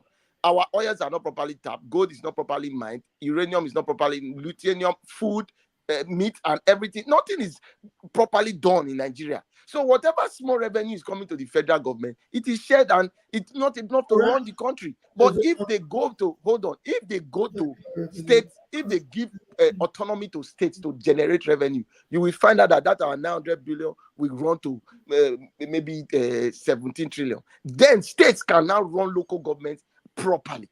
So that is where the constitutional matters arise. So let us do the argument in a proper manner. Let us not just based on say, okay, the education budget, how much is a budget? Yeah, but states can tap into their own resources and generate good revenue for themselves without it's only federal taxes. money. Let me because Not only taxes. No, it's not only taxes. If Nigeria is well run, that they allow things to let states run instead of federal government being the one to collect money and share for everybody. Let states tap into their own natural resources in their various states. I can bet you states can run very well and run their school system without federal government in Nigeria. Yes, let me get the figures right again. Sorry. You know, when it comes to Nigeria, our data is never right. That's why we keep on saying what is. There's no. If you check, you Google, you see different answers. Now I'm seeing Nigeria making 5.12 trillion in 2021, 6.6 trillion in naira, not dollars. I don't want anybody to say dollars on this program. We are not. We are Nigerians and it's naira. I agree with you. 6.6 trillion naira in 2022, and according to the Federal Inland Revenue Forecast, there's going to be an increase in 57% in 2024. That is 19.4 trillion naira to be envisaged. That is not small money. That is not small money. But when you see Okay, now you need to now calculate GDP and you see per our capita. kind of You now need to calculate it based expensive on your GDP per capita. Now, Moderator. how much a household Yes. is able to earn from that money. Moderator, I think what I agree with Flynn, we have become a poor country. Let's leave revenue. We are looking at how much do we owe. We cannot pay our bills anymore. We have a debt profile. We have become now. Do we have potential to generate revenue? Yes, we do. But when you look at it per GDP, we are actually a poor country. So is our democracy not too expensive for us? Leave all those things. It is part of our expenses. You cannot leave our expenses. You cannot earn a dime and spend a dime or spend a dime and earn a nickel. Is Nigeria badly run? Yes, it is. But at the end of the day, it is badly run because of corruption, cost of governance, or whatever you want to call it. But when you look at it from an economic point of view, we are a poor country. That is the bottom line. And at the end of the day, the little we have, where we have a problem is that the little we have is being swallowed up by corruption and politicians. Then it becomes a desperate situation where you, as when the gentleman from Oromigbo is saying that they don't have So wait, Juno, sorry, before this poor country that we're talking about, this poor, Juno, wait. Well, let me ask one question. When did Nigeria become poor? under this dispensation or Buhari Or it No, no, no, depends. no, no, no, because I no. remember Oh, during no. Obasanjo's dispensation, No. Nigeria wasn't a poor country. Yes, or Obasanjo went and asked for debt forgiveness from Paris Club, and so we went bringing out so much in servicing our debt, and by the time we were running into trouble during Jonathan's time, but we still had we still had money in the bank. Doesn't mean that everything was well. We had money in the bank. Of course, no country is perfect. What were these monies used for? To run the government? No, they were used well at that time with the dollar rate. Why is the government an expensive one? We were, first of all, fuel subsidy, though it was done in the wrong way, it went on for too long. Mr. Sele, don't be afraid to answer questions. No. Nigeria, hold on. Mr. Agu asked a question. He said, when did we become poor? We became poor since 1986. Don't be afraid. Hold on. I want to tell you now. No, it's not about that. I'm telling you how it is. The GDP per capita. Hold on, Mr. Agu. The mismanagement started. The GDP per capita for the US man annually is $70,000 in 2023. For Nigeria, is $2,000. As at 2002, 2001, the GDP per capita for Nigeria is $753. So these things are calculated in the United Nations currency, which is US dollars. So first and foremost, Nigeria will be poor. That's just it. The only thing, like what Celeste said, is that the small one we're supposed to invest in because it's like you make money now. If you have an inheritance, a property, a big house, your father gives you an inheritance, you go, you sell off the house for 70 million naira. You now have capital. What you now do with that capital is now going to determine what your future will become. If you take that capital and go to Ronigbe and buy a very big land and invest in cassava farming and some other things, buy truck to move your cassava to city to sell, you start making profit. But if you end up in Lagos, in Zoya, where they are selling a zoo for 2 million naira, you will have no future. That is what is happening to Nigeria. Nigeria is eating what you are supposed to invest. They are eating it. Super said that Nigeria became poor from 2006. Right? No, he said 1986. Don't poor since. So how were they not? How did Nigeria? How were they able to run schools? That schools were functioning very well. IDB. I actually make us poor. The decay started from the military. No. I think you cannot say the decay from the military. No. One actually said he had money. We had a surplus then. We still had a surplus. Yes, we didn't. Gowon was the military head too. Now it took a very long time for everything to break down. Now, when you see things like, how come the schools were being run or whatever? Yes, the policies were still there. Teachers were still there. Now, when those teachers retire, you are supposed to bring in, it's a production line. New ones are supposed to come in. When your policies are bad, nobody wants to teach anymore. Everybody at that point in time wanted to go and work in a bank or whatever it is. Now, but it's still down to, it is going to move. Nigeria is still somehow functioning. We haven't closed up like Zimbabwe or Venezuela yet. But if we are not careful, we will get there. That is the point. Because it's still moving now does not mean all is well. No, it's not. It's not well at all. So we're on life support. Yeah, well, so if you say we go 5 years down the line, somebody will now say, in 2024, these things were working. No, we were just life support, as somebody said, and now the plug has been pulled. So because the schools were good in the early 90s, 80s, does not mean that the rot had not started yet. Now the rot has eaten up to every department in Nigeria. Then why is the democracy still expensive? Increasing. But you ask something. No. Can I help you? Yes. Okay. Yes. Our democracy is actually not really expensive. The problem is that we do not have the surplus. We do not have the revenues to match up with the democracy we are using all of our money to run. Exactly. So we need to cut down on that democracy because we are not generating enough to run it. You understand? So these are the points we need to identify. The ones because we have bad leaders who are bereft of ideas, they don't have anything upstairs. All they know is steal. If they find a gold in Zamfara, they will turn it to their cartel. Personal They want to lock it and They have turned into that already. People are killing so themselves. it's not a general revenue for all. Like I said, which day I said, how can the government tell itself that it takes 3.5% of its total revenue from oil to go and be doing exploration in the north, which you will never find?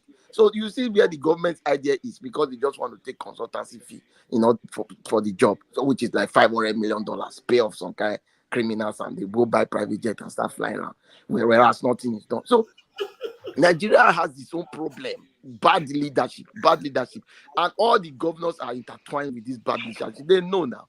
Are they not part of it? They are collecting the money, they are sharing it. So, like what Mr. Agu said, why are they not tapping the resources? There are some basic resources in the state that are not in the exclusive list that you can actually tap.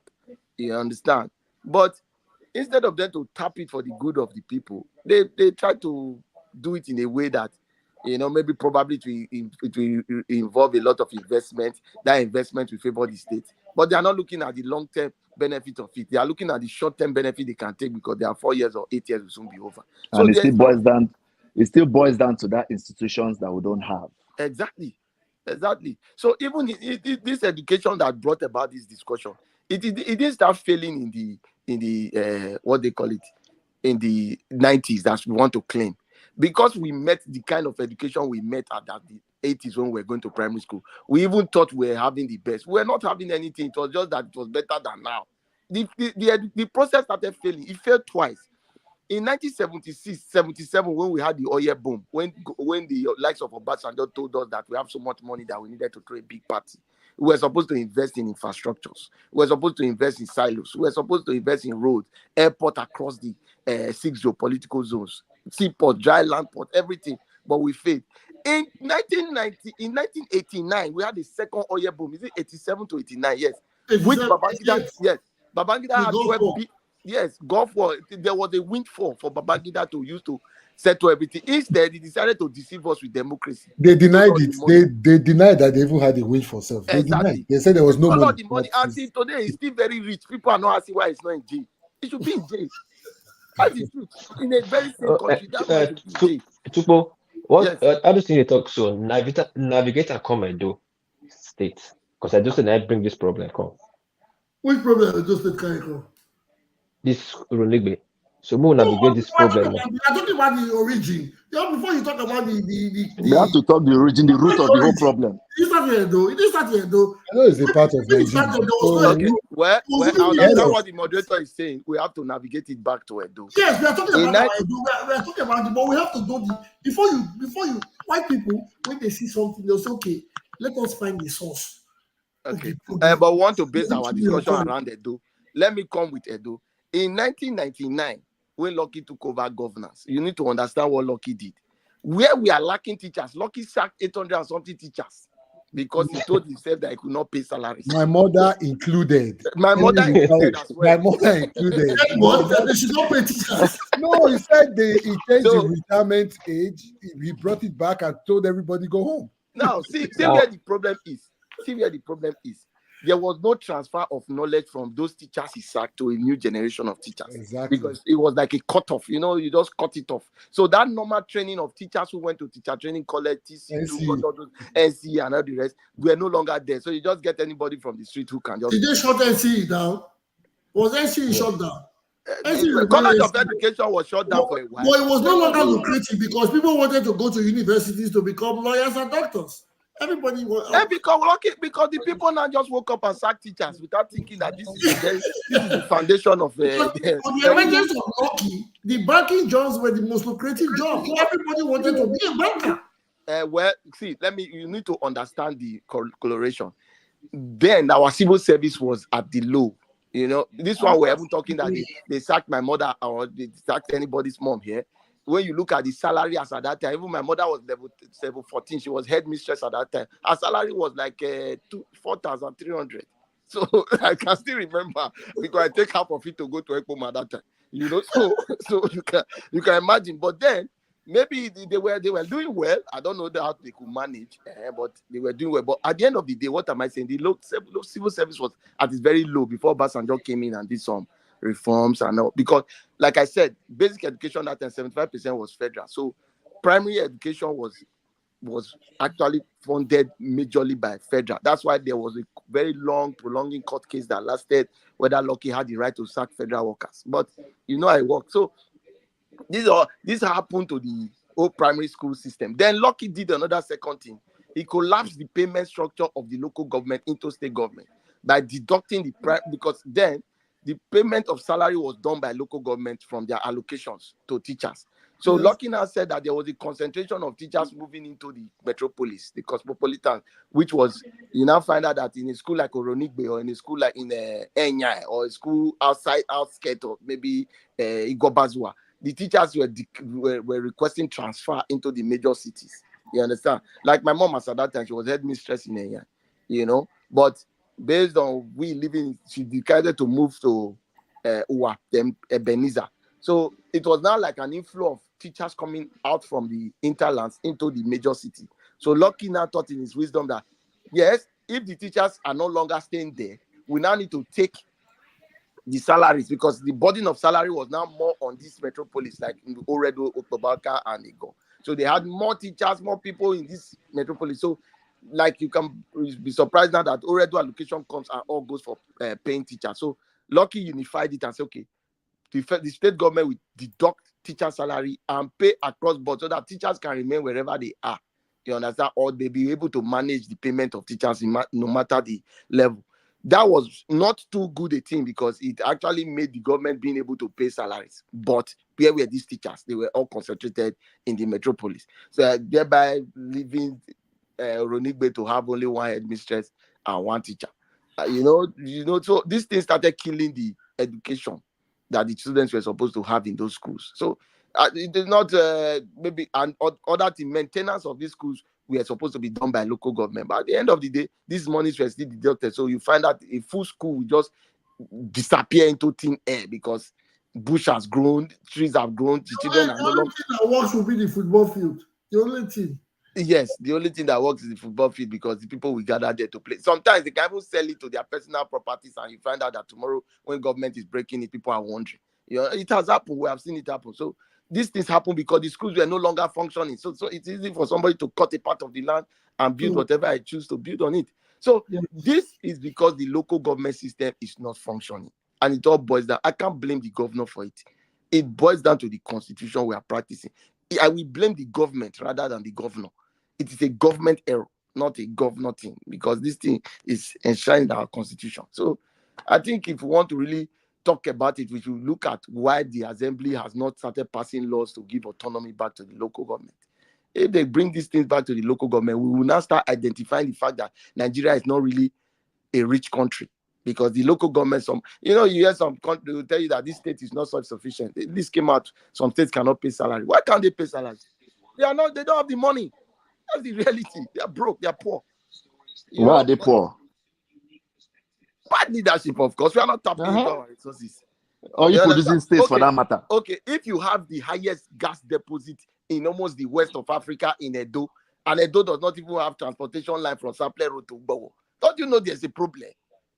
Well, we know how much per ton of kilowatt for gas is being sold in the international community and the demand. So there's a problem. These people are comfortable because they go in their flashy cars, get to election cycle, share money, people vote them in, they run it for 8 years, bring their successor, and continue. Can I ask, when you say the gas, what you said something about gas in those states, right? Yeah. Is it because I know I watched in Obe. Yes, but the Bayelsa state governor said something about gas in Bayelsa, and Bayelsa being the largest in Where can the state just tap into a guy without the federal government giving them the license? No. Huh? No. Okay. So it comes from Abuja. From the federal government. It comes from Abuja. But when it comes to the gold in Zafara, the federal government cannot intervene, right? It's only when it's in the north that federal government don't intervene. It's only when in the south, and and it has to be PDP or APC state where they will allow you. We are not anti-government in this program, but we are just trying to educate ourselves and others. You know, like I said, It's I said the discussion is too heavy for us at times because the Yes. reality we are faced with is that we have to hold government accountable for all these misgivings. The issue about our primary schools and our secondary schools is still get to do with the constitution. You know, maybe one way or the other, if the local government are giving back this right to run their schools, then the local government can go into consultanship or partnership with individuals who can run the public schools for government. You understand? I think it will work because actually these things are actually run by people. So it's how you give them the job that matters. Is it a profit sharing? Is it salary payment? Is it interest? You know, whatever means that government will use to run it, they can run it. But still, we need to tweak that out. We need to, like Agbakoba said, we need to just put that constitution together, throw it through the window. Pia! You know, like, don't throw it out. I say, oh yeah, let's start fresh one because that constitution seems to be confusing us. Yeah, that's the truth. We don't even know the basis of our argument because that constitution is really, I don't know, is fraught with so much irregularities. That's well, just don't these leaders think of having to rewrite or readjust or work on these documents and to know, because if we can have a sense of the problem, have an idea of this problem, or know that the document does not explain things, can't they just put it together? Can't they just raise the topic and work on it? I only say they enjoy from the dividends. This expensive, again, the expensive democracy that is making people think Nigeria is a poor country. But you know the elites are not even experiencing 1/10 of what the people are experiencing. Some people don't believe, I think some politicians don't believe that some places do not have light for more than 6 months. You tell some politicians that a certain location or a demographic that has not gotten electricity for 6 months, he would think it is a joke or it is a lie. But these things are factual. Well, I think if there's less corruption, I don't think our democracy is expensive. Because if everybody in the system is spending the money they are giving to them in their locality, let's say House of Rep member, senator, House of Assembly, local government chairman, any money they give to you for any development in your area, you do it. I don't think our democracy is expensive.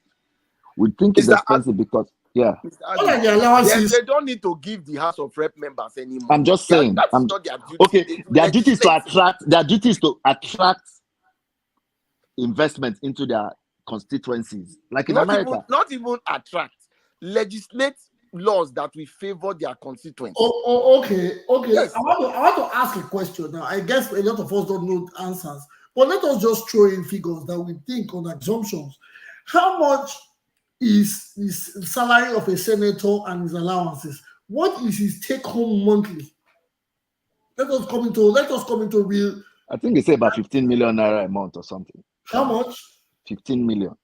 15. Well, the salary of a senator is 1.7 million naira. But the remuneration salary and allowances.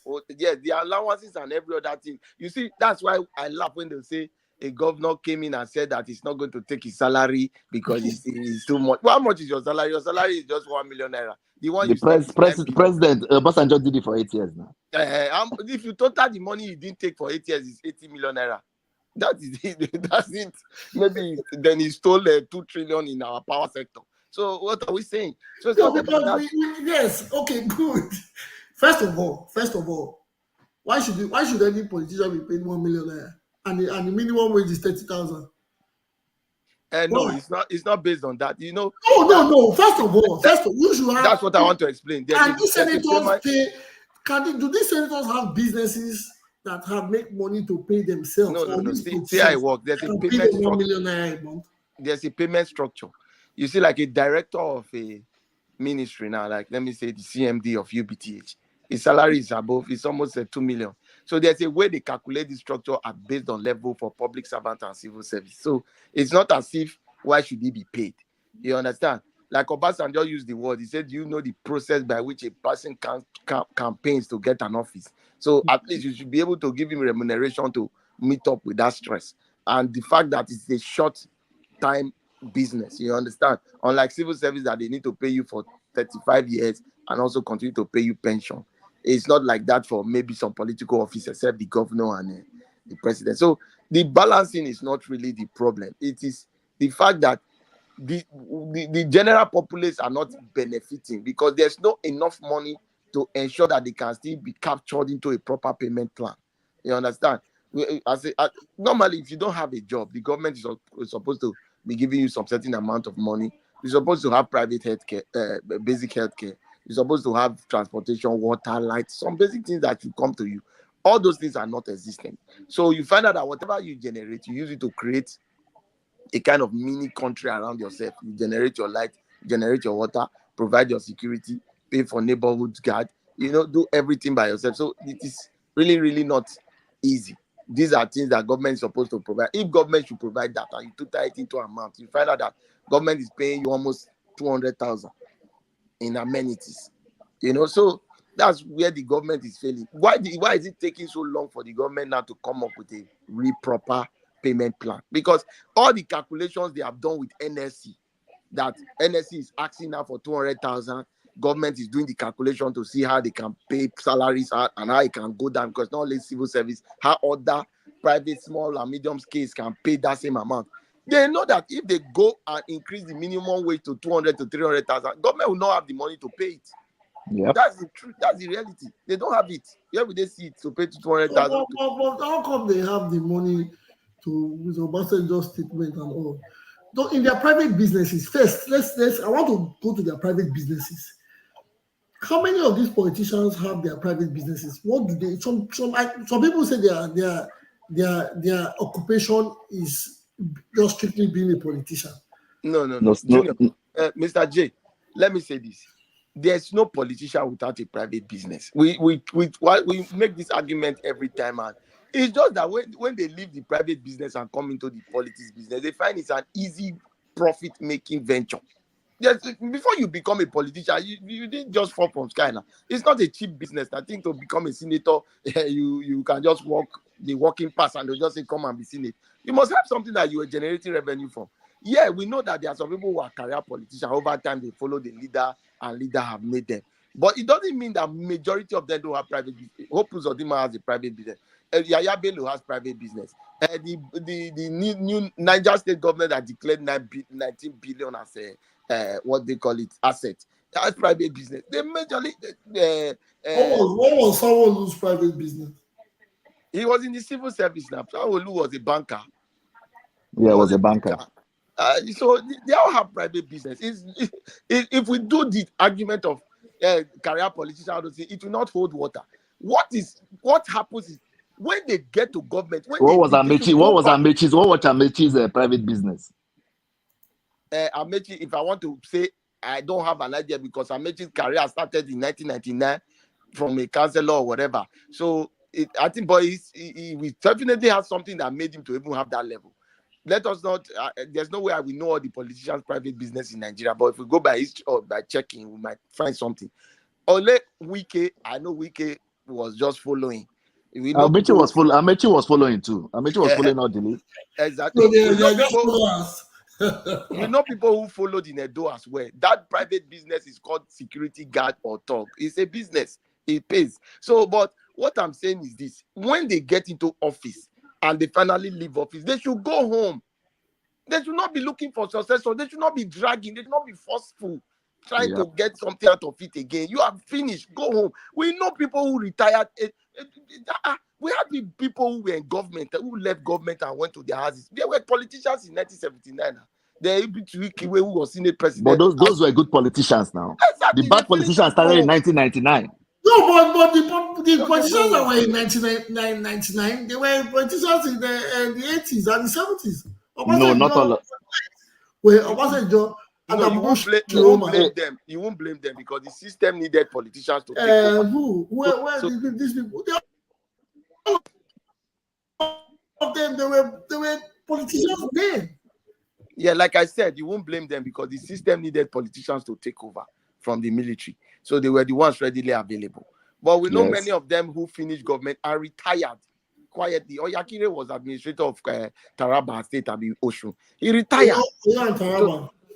Yeah, he went into his house. People should retire and go home. They stop looking for successor. If they beat you for race, rest. If you not win, go house. Don't be forced. All these court cases of you lose election, you are going to court. Why? Rest. Okay, let's digress. Let's digress from this other election. So why can't Nigeria allow a lot of private sector business to take over things in Nigeria? Why must the federal government be in charge of doing roads and building train stations? When there was a concession to build Lagos Road, he went to court.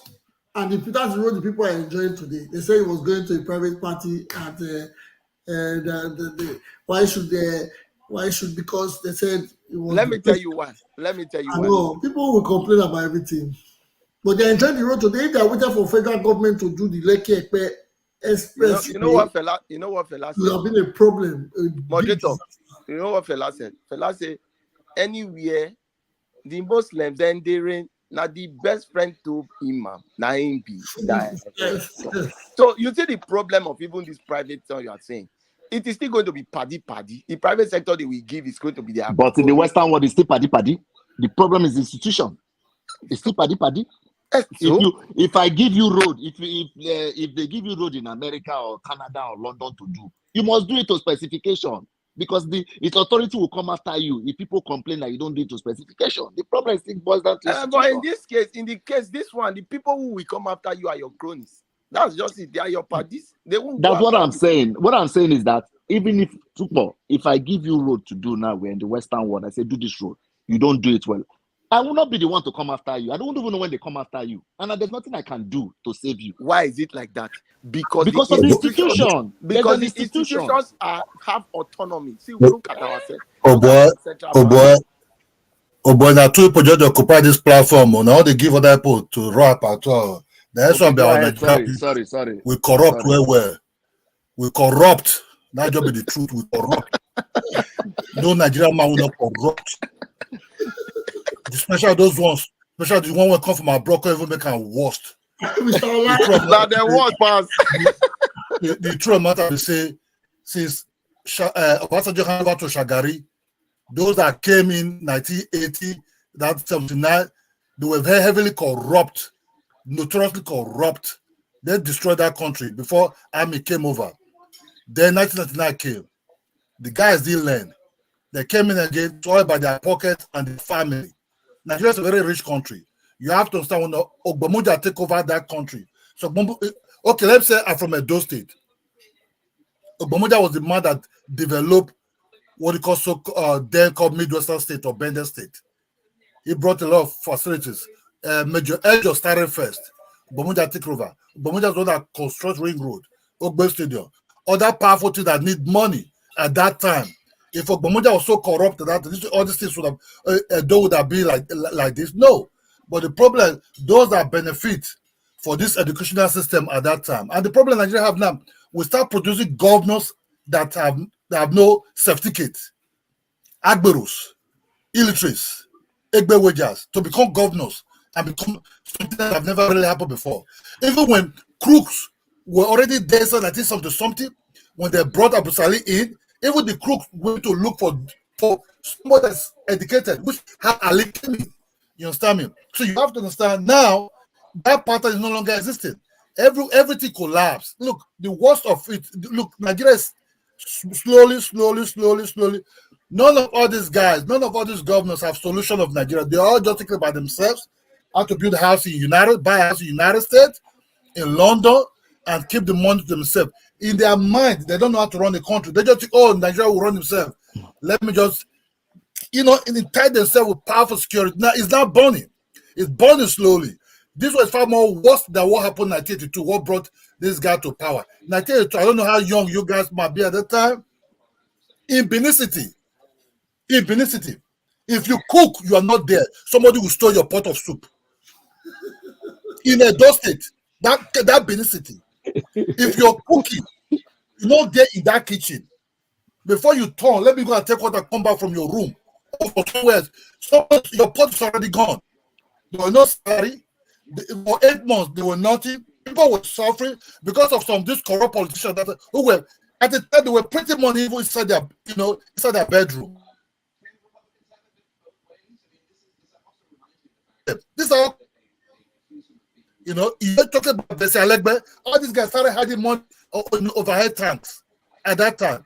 When the body came, that's what it will change the money. The same pattern was seen now. This one took too long. Just too long because Obasanjo destroyed the army. He systematically dismantled the army. By how? By retiring some people they think have the ideology, the best of their country in their because he want to rule. He make everything privatized, private school system. Nigeria don't get for private education system. Because there's where the country started collapsing. All the rich men started investing in education. What's Okorocha doing? Okorocha was also investing in education also. So these guys, look, I experienced good life inside 70s. I used to follow my mom to take me to Bob. You buy a ticket, you sit in the bus. The bus will drive you to anywhere you're going to. The main was, look, standard 6, what they call primary 6 at that time, can write a standard letter. Check graduate in Nigeria. What can they do? I went to University of Benin. I don't know how University of Benin is now, but when I was there, that school was a school when Aleliwen was there. You understand me? EKPOM was like, we call it high advanced secondary school because already EKPOM was already corrupt. There's nothing there at that time. So what you see now is a country that is dying slowly, but they have like oxygen in the, oxygen still helping the country to breathe, but slowly is dying. Tinubu don't know how to run the government. These are guys who don't know how to carry money, tax people, take the money. This guy that came to power, the worst is that those that even educated will even join the Agboros to start doing the Agboros things also. So everybody just tie a row, everybody chop. That is Agboro code. So tie a row, everybody chop. Local government will build the mansions within 6 months. Homeboy was when he even come to university to campaign. I was University of Benin at that time. We love because he was a young guy. He and his brother called Bright. You understand me? He did a lot. But what happened now? The Agboros, the local government chairman that came in 1999, after 2003, 2006, they were building mansions, driving expensive cars. The governors were also involved. Then we'll be happy. Oh, can God say do road? You they walk. Ogbamudia did the road as part of program. Ogbamudia did a mega project. See, people were still getting their salary. People were still getting everything. Everybody was still enjoying, having life. In Benin at that time, my father was a civil servant. There was this breaking guys that would ride their bicycle every evening to supply us bread. Everything was going well. Things were developing because the moment set the thing rolling till 1980 with this correct. Sir, can I say this? You see how you had break down how the 70s and 80s, what you people enjoyed. It was the constitution that allowed Ogbemudia now, because as at Bende State, Ogbemudia created the Bende Steel Company, the Bende Pharmaceutical Company, the Bende Feed and Flour Mill, Agbede Farms, the Bende Boat Yard, a lot of things. Because he was not corrupt. Look, even the money this Uniben you were attended. Ogbemudia laid the foundation for. That's because Ogbemudia was not corrupt. Major General Ejo and Ogbemudia, this guy was satisfied with a flat. And that if you have a flat, 4-bedroom house, bungalow, what they call flat at that time, that's something. You're very happy. Everybody know where the money is coming from. Doesn't mean that there were no rich men at that time, billionaires or what they call millions at that time. But at least you work. Okay, that man is selling drinks. This guy is doing this. This guy is doing that. That some of them have contracts. You understand? Ewotubu, Owina area. All those areas will be constructed by some of those will be constructed by Nigeria people. You understand me? Ebeniga constructed Owina road. That road lasted for years. for years because these guys were not corrupt. You understand me? These guys started to just drive Peugeot. Aho. Nigerian guys did it. They're not like go and bring a Chinese man, go and bring this, go and bring that. Only when the road is long towards the north, you start seeing people like the Niger Cat. Internal road will be built up by Nigerian contractors, where meaningful people who want the best for the state and the rural areas. And guess what? Obasanjo was also going towards the rural area to make sure there's school, there's everything. Every village have school. Every village have school. I remember this company there, Dume's company, and Dume's water resources company that did the Sole Bonnet. You know, there were many companies that time, but you that is speaking now, you people ran away. It's not about me running away. It's not about me running away. Look, Nigeria. Look, they destroyed Nigeria. Obasanjo destroyed Nigeria by privatizing everything. First of all, they killed the army. They killed the student union government. They destroyed the university by creating private university. When university was university at that time, was nothing like private university. Look, the whole of Nigeria student union government would how do we fought Babangida and Abacha? We fought them. Nobody wrong. We're fighting these guys. You know, we're fighting these guys. But what happened now? When Obasanjo came to power, what he did first, destroyed the army. After the army, they now went into the university, privatized university, because these university bodies are far more powerful like the army. Because when students on the street, the army will come in. That's when the army will overthrow. 2 times. The other guys, then Abacha took advantage of it heavily also. You understand me? So, my brother, look, for me, it seems like during the army time, it's even the best. Everybody was safe. But the schools then too, some schools were private schools then now. Yeah, I went to Asoro Grammar School. Immaculate Conception College was under the Catholic school. It was the government that came back and took all those schools, the civilian government that turned them to. But the government that took over did pretty well. Also, I went to Asoro Grammar School. Everything was very good. Sorry to cut you. What I'm saying is that even then that you were talking about, a lot of schools were still private. They were in hands of churches. Adesua Grammar School was Anglican school now. Anglican church had that school. No, and that school the name was there, but the government was sending the teachers there. So the government was in a way still running it. You understand me? So all this Marlborough College, teacher college, they were trying to create teachers at that time so that they can drive away the Indians. All this was being done by some of these people. But guess what? It's our 80s. That's where the corruption actually came in. You understand me? This is just money that till now. Look, okay, let me tell you as an example. This guy from Delta State that they hold up in London bought houses there, bought houses in Africa, Ibori. Then he was sharing money to cleaners. You understand? What is that? What is that? Go the bride somewhere, you know, hiding some possibility in one apartment. Obama's an African. Obama have a house in Kenya. No. But why our leaders carry money to buy a house in London, in Malibu? That is actually the major question. Why are they going to live outside when they want to rule the people in Africa? And their children schooling abroad. And their children schooling abroad. I think it's to balance it. These days, we're in a global. No balancing. No. Moderator, I disagree with you. There's no American politician that own a house in London. Nigerian chicken is very sweet. Can I say something? We are hitting too much on this topic, but let's act around up first. But can I say something? There are some young men like myself that own 8 houses in Nigeria. I'm not saying abroad. They live in Nigeria or they live abroad. They own 8 houses in Nigeria. 8 houses, no business, no factory. No. Mr. Junior, Mr. Moderator, they don't own 8 houses. You say they have investment property. You can't just own 8 houses now. They might be investments now. Whether they call it investment or whether they call it investments or not, they have 8 edifices, and these are houses. They are homes. Some are 2 bedroom, some are 4 bedroom, some are 8 flats, some are duplexes. They have these houses in Nigeria, and they live here. They live abroad. So Those are private individuals. Wait, those are private individuals. why They're is not it government. wrong? Let me give you an example. No, For a governor. no, Because Morito, let me give you an example. Wait, let me give you an example. Let's use America for an example. Okay. If you look at the salary of a governor of a state in America, he cannot be able to afford a house in another man's country. If you look at a senator in America, his salary is $150,000 a year.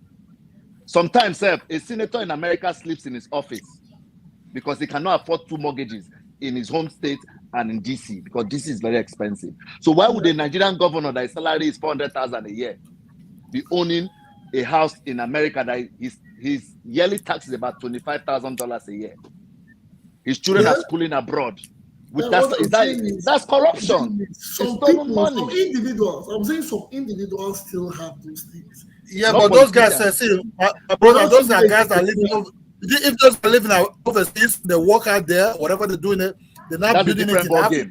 No problem. But not you taking the money that belongs to the people out of Nigeria. Sometimes these people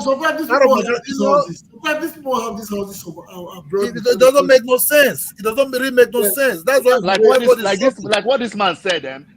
Before they started appointing local government chairmen, there were a lot of local government chairmen when they were getting their money directly that were so corrupt. They were all having once you win a local government election in any state, the next thing they send their children abroad. They are buying houses, they are buying mansions. Mr. Agnew, can I come in? Sorry. Yes, go ahead. You see what our brother talked about, how local government was functional then, you know? Mm-hmm. You see, it takes me back to my argument. Do you know that it was just because of a local government election that may he so rest in peace, Georgida was assassinated? Yes. So you can imagine how local government elections were as at that time. It was like a governorship election. Yeah, exactly. Why? Because they were responsible. They were called upon on issues that bother about their local government. And the revenue that was coming in too, because exactly. a local government chairman then was like a governor of a state. Exactly. He even had more powers than the governor within that Oredo, which is the seat of government in Edo. So that's why you see that the case of Benedion Georgida was so hot. But what happened in 1999 when military came with Obasanjo's skills? They now found out that they could just conduct election, write all the results from inside the state house, and just deliver it. So there was no more responsibility on the hands of the state local government. That is where the thing started crumbling. Now that's where all the schools, the security, and everything died. Traffic light. Can I tell you that traffic light is controlled by local government? Traffic light. Yes. When I used to know that I'm late to school is in the clock that was at Ring Road, those who are coming from our house in there's a clock that is at the local government secretariat. I will know, okay, we have 7 minutes more to get to school. My brother, during Abacha time, every teacher will be paid on the 20th. On the 20th, my father was the principal at that time. You know, you only see even at that time we thought democracy would be very good because the white people were selling to us. My brother, please let's be careful the way we talk about military here because. Okay, no. I'm not saying. Because right now in Nigeria they are saying that Minister of Defense is saying that. That's even the most corrupt human being. I agree. But what I'm saying, my brother, what I'm saying is that let's be careful. How long will you be scared? What is going on in Nigeria? Do you think Asia people will take it? What is going on in Nigeria? I understand. Who will take it? You don't want to go to Nigeria. Children are crying. At the airport. Women are hungry. People are dying slowly. Well, how long will you be a slave in your country? For how long? Yeah, thank you. I see the passion in the house. There's so much passion in the house. This is the voice of. We're all getting scared. That's why we'll be run over. Everybody's tired. Everybody's angry. Nobody wants to live abroad. I wouldn't say it's anger. There is passion. Everybody wants the best. We are wondering why we have a group of people intelligent like this and have the ideas and it's so good. Moderator, don't go there. You see why I say this is that the truth is that when you see what Mr. Man said about the educational system, when they wanted to break Mr. Ola, sorry, when they wanted to break us, they first went to our institutions and made sure that our unions became like pushover. Now somebody said it on TV which day that our NAS leader going to Aso Rock and come out. They even have escorts that.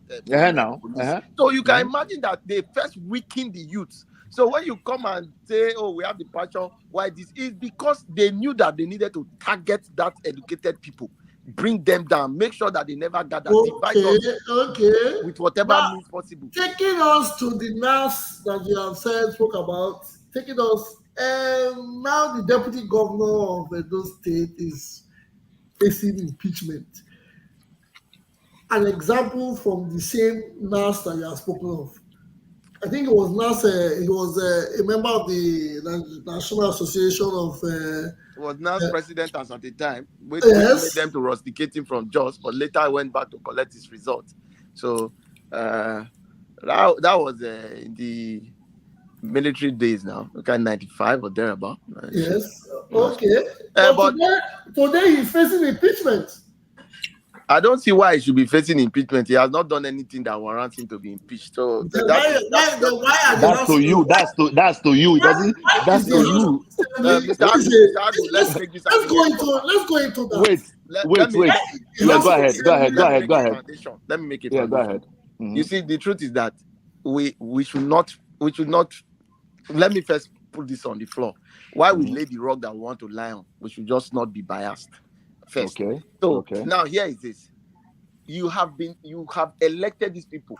When they say elect, you voted for them. They are public servants. They are not civil servants. They didn't get promotion by virtue of the fact that they were in one office to another office. You elected them, which means that whatever they are doing, it is for you. So what means is that when you want to check their SSs, you will be able to see whether they are going out of line for what you elected them for. Now, if you now go by that argument, I need to see what that man has done against me as a voter that will make them to say he should be impeached. If he wants to run for an office or go for anything or go for court case to say his right has been infringed upon, it is 100% within his right. Now, does that now translate to him being impeached? No. What makes a man to be impeached is when he has done something against the people who elected him, not against the people against his. You need to prove to me that these are the things that he has done that warrants an impeachment. They say for Flynn, they say he's for perjury and leaking government secrets. My whatever God. The same thing that whatever that means, I don't know. That's what okay. Let me say this here. Said now. Is it because is Obaseki that is making us get this, making you get this aggravated? You see why I laid the capital? Okay, sorry. So because Mr. Agu, and Mr. Flynn, before you guys move on, I beg una wey dey Facebook, make una click like and share and follow.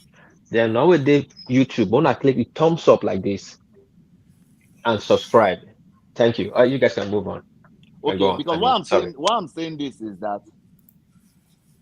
Hope Uzodimma, before his election, he impeached his. I'm not saying it's the right thing to do.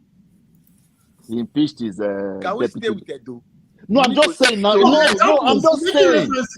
I'm making references because I don't know why you get sentimental when we come to Edo. No, when it comes to references are very, very needed. Yes, because go ahead. Whatever is happening all over Nigeria. It's not Edo specifically. Go ahead. Hope Uzodimma, before he ran for a second term, his deputy governor was removed and nobody heard about it.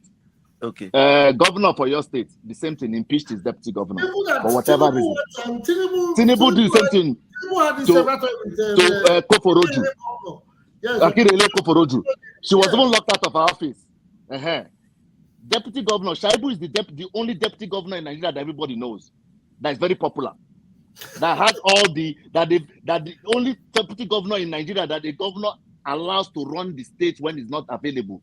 Officially hands over to him. In Nigeria, he's the only governor that goes to some meetings that the governor does not go to, rubbing shoulder with other governors.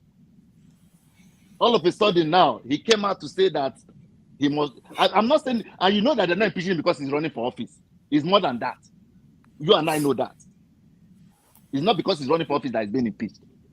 Why is it even that Shomole did the same thing? Why is he being impeached? Why do you think? No, that they said it's not everything we just have to come and throw out here in the public domain to start saying why it's not. They told us that he has what they call it, that he was because of perjury and state secret. First of all, your party, National Working Committee, organized an election, whatever it is, whatever way they organized it, and they gave the certificate of return to whoever they said that was the winner of that primary, and you went the next day to that same office in Abuja to say you came to collect your certificate. No, Why but now? Mr. Agbo, let me answer that question, because I follow that very well. According to the PDP calendar, that Wednesday was supposed to be the rightful day for whoever wins the primaries to pick up the certificate of return in Abuja. The deputy governor appeared on the right day, according to the PDP. Moderator, So the party doesn't have the right to change He was given a day before. Moderator, So he didn't break any laws from that. Can I observe, Mr. Agbo? Go ahead. We need to understand some basic facts. My submission was very clear. We should know what is government and what is party. Now, are you saying that the deputy governor is being impeached because of party activities, or is being impeached because of what I'm saying? Wait. Yes. Okay, go ahead. Because I need to be clear whether is it because of the primaries they are having that is causing it, or is an infringement on the functionality of government. Because now you said something, you said some things you don't want to put in the air. But if these things are what you don't want to put in the air that is going to remove our deputy governor, I don't think it's a secret, because it's something you should be able to say. So if they say state secrets have been released, I have not seen any state secret that they can use to. Do you know that this same deputy governor was trying to impeach the governor? Is that the basis for impeachment? So you're trying to impeach so a governor is trying to remove his own boss. That is why I say, is this personal for? Is this a personal thing? Because the House of Assembly is constituted of different members. I don't. All of a sudden now, you are not saying that what is this happening. This is why Nigeria is not moving forward. But you see the thing about you see the problem with this whole thing. This is a rape of the Nigerian constitution. Wait now. This is an embarrassment to Nigeria that you want to come and tell me that your government will be impeached because of moderator, don't tire. This is politics. Your hero Tinubu has been doing this for the past how many years? Lie. Koforo Bokno served 1999 to 2003. Then when APC when ACS from 80, Femi Pedro took over. He was never impeached. Hold on, one after the other. One after the other, please. We are talking over each other. Tukbo, go ahead. Tinubu did not impeach Koforo Bokno. Bokno was served from 1999 under AD to 2003. When Asiwaju Bola Ahmed Tinubu divided the party and went with AC, that is when Femi Pedro took over. They did not impeach anybody. Obasanjo had the same problem with his vice president. He closed down the office of the vice president. He did not impeach him. If the governor of Abga is doing it, or the other governor, they are doing Hopus or the I will not support it. You must First of all, what makes you think is the governor that is telling them? Do you know that this same National Assembly has been wanting to impeach the same Shaibu? Obaseki told them not to impeach him. Did you hear me call the governor? No, but you're everything because I never said what you are saying. No. Because what all the things you've been saying is trying to refer to the governor. No, all I'm saying now, is that. But you never said why. Wait. You didn't say why is the House of Assembly impeaching him? You say why are they impeaching him because he infringed on the rights of the governor? What did you say? No, I said because he's contesting. Guy, calm down. Don't use sentiments to judge me. I said it's that always using. Let's say people are using sentiment. You're the one that is using sentiment. You are putting words in my mouth. I'm not putting words in your mouth. But I'm trying to tell you the reason why even the government said is not. Yeah. Agbo, let me ask you a question. You get proof to what you just said that Shaibu was trying to pitch the governor. Yes, do you have a proof of that? Yes, I do. Very well. Because I'm hearing this. Do you get to? Hello, guys. Or is something you don't want to put in the public space, please? Guys, can I come in here for a minute, please? Okay, Vito, go ahead, please. The way I see it is in two folds. On the one hand, there is a political undertone to it, but it is not very glaring because it's hard to actually see the hand of the governor in this, because you know why? It is not the current House of Assembly is not all PDP. I think you have 13 PDP members, 8 APC members, and I think And 2 Labour. Labour and 2 Labour. So it's a multi-party house, and 22 of 24 have voted for this impeachment to go ahead. So, but it is still politics. Maybe the governor there's a way that there are ways to manipulate these things from behind the scenes. It is not an impeachment. It's a move to impeach. Thank you. They have to impeach him. Yeah. I'm coming to that. But what is not? Shaibu has a chance to defend himself. He has been served a notice For 7 days. and he is to respond within 7 days. So an impeachment is not what is done in just one. It's a process, and then after which the chief judge will have to constitute a 7-man committee, to look into this issue. So it still needs to move to the judiciary. So it's not something that just happens overnight. And Shaibu will be given a fair hearing because he needs to answer. They sent him the notes, and he is to respond. He can respond with his lawyer or whatever, however he wants to do it. He can respond. And if he responds and the case is looked into, it might be that he is found not wanting, and it might not be. So let's not preempt the process. Let's just. I would prefer if we just stick to the impeachment notice itself, and let's not say, "Oh, it's going to be." We don't know that yet. It might, until he defends himself. He has.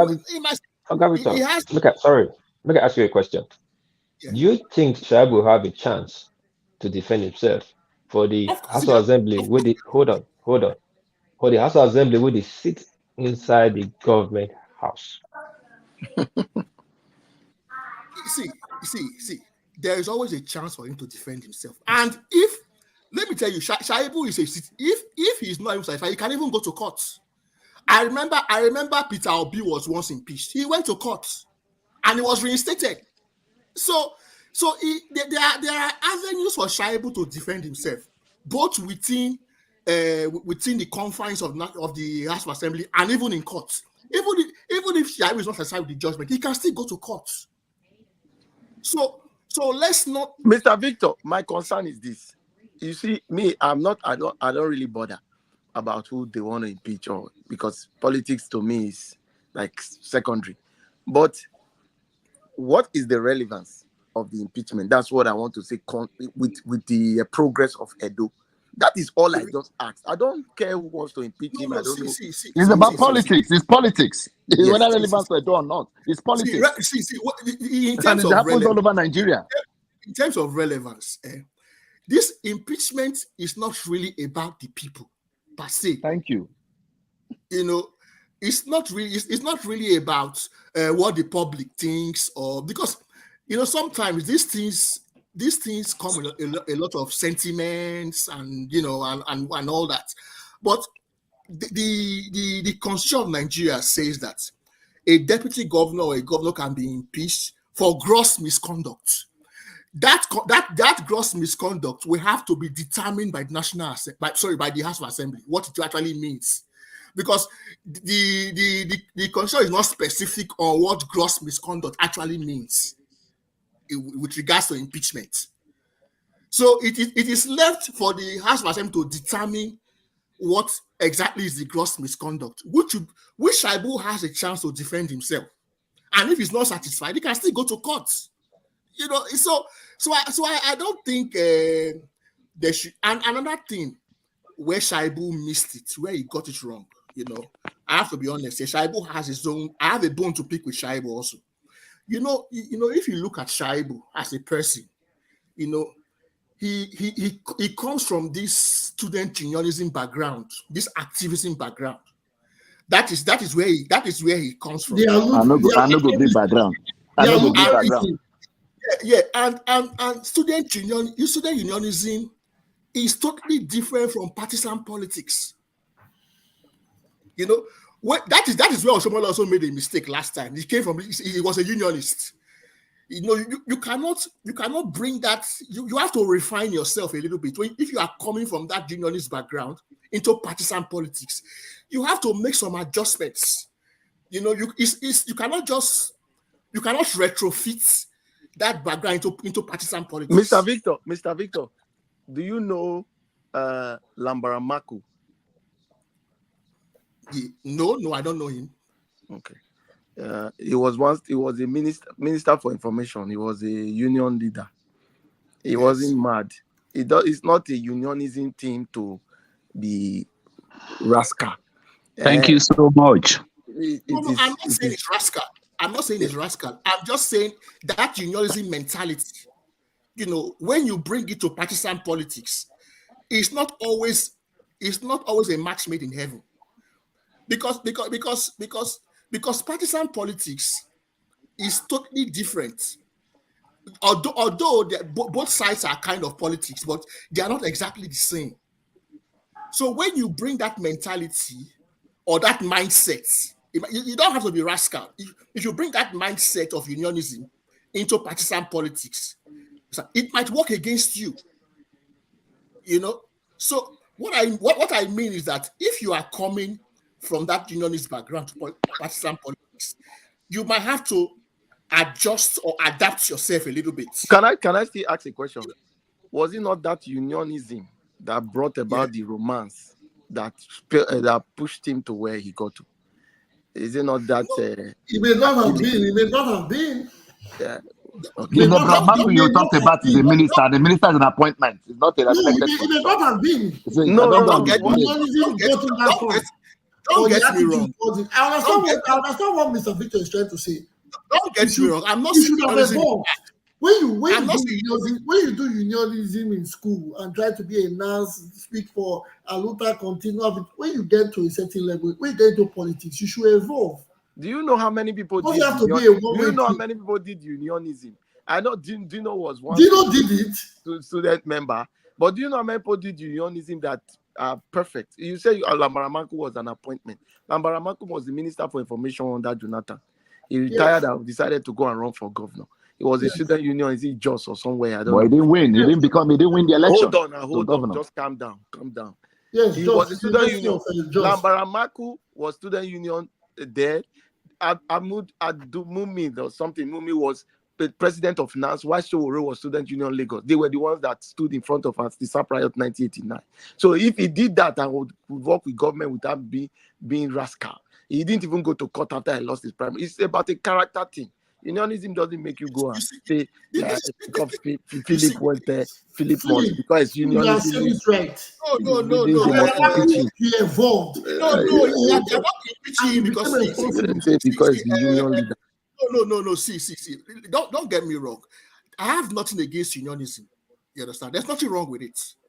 But you know, when my point is this: is that you cannot just take that mindset and take it into the territory of partisan politics. It doesn't. Okay, even look at Sowore. Has Sowore been able to build a party? He keeps talking. Okay, let's Sowore go. Let Sowore go and contest for local government chairman in the state. Let him start from there. No, let him try and build a party. Wait. I'm coming. You need to do the correlation properly between I'm coming. Unionism. Activism and unionism are two different things. It's like say maybe Ganifa Waimina and Michael Zokome. They are both not in the same platform. What I'm saying is not just Philip Shaibu. Oshomole was a unionist. Let's look at Sowore, for example now. Okay. He was also a student union leader and all that. Yeah. But he tried to come into partisan politics. Has Sowore been able to build a party? Actually build a party? Because you cannot tolerate the ills of government. Okay. It will be difficult to build a successful party in Nigeria because of corruption. Especially when you are coming from an activist background. I can bet you, if Sowore goes to his states now, today, and go and contest for local government chairman, he will not win. Not because it's not popular. I'm telling you, I can bet you now, if he goes to his states now what is the basis? What is the basis of using Showore? Is it because you say it's high? What I want to understand how it relates. No, I'm just saying. What I'm saying is this. I'm talking of the mindset. I'm not saying it's bad to be a student union or leader. No, there's nothing wrong with it. But you know how many student union leaders have come out of Nigeria from 1980 now? You know how many are in government quietly living their life? Yes, there are many of them. There are many of them. There are many of them for those who have been able to evolve. Philip Shaibu has not been able to. Are you trying to say Philip has not evolved? He has not evolved fully. Not fully. Not fully. But in 2019, when they ran for governor, he was fully evolved. No, look at it this way. Look at it this way. Philip Shaibu. I'm just trying to know. No, look at it this way. Philip Shaibu ran alongside Governor Obaseki. All right. Governor Obaseki won the primary, not Philip Shaibu. And Philip Shaibu was picked to run along with him. You understand? If you look when did you notice that Philip Shaibu was not? When did you now notice that Philip Shaibu was not fully evolved? At what point? I have seen it. I have seen it for a long time ago. The way he approaches, listen, the way he even approaches primary, you will know that he needs to. I have nothing against Philip Shaibu, but if he wants to advance his political career, he needs to make some adjustments. That is just. I have nothing against him as a person. You understand? What adjustments do you suggest? What I'm just saying is that anytime you watch Shaibu's interview, he likes to bring up this when I was NAS president. Listen, you have moved past that. Forget it. He likes to bring it up at every opportunity. When I was NAS president, I fought for democracy. I did this. I did that. Man, listen. Nobody wants to. You have to move past that. You are in partisan politics now. There are certain ways you approach partisan politics. Okay, look at what he went to do now. He went to organize a personal primary in his house. You know, all those type of things, all those type of rebellious attitude. You see, it doesn't work with partisan politics like that. That's what I'm saying. He has to adjust himself a little bit. Victor, let me ask you one question. One good question, real quick. The whatever election he organized for a house, is it a crime? Did he break any law? I'm not saying it's a crime. No, just answer me. Not about you say. Did he break any law? It's not a crime. He didn't break any law, but he broke party rules. He broke party rules. He didn't commit any crime according to the Nigerian constitution, but he broke party constitution. Party rules were broken. Okay, hold on. How come? Hold on. How come the PDP, how you call it, the PDP NWC caller, National Working Committee. How come they never summarize them since? Why is this? There's no public announcement of summarizing to happen. I'm sure they have their internal mechanisms that they. I'm not a member of the NWC or a member of. So are you like Aguna that is privy to? Hold on. Are you like Aguna that is privy to information that I don't want to disclose? That he said that. Hold on.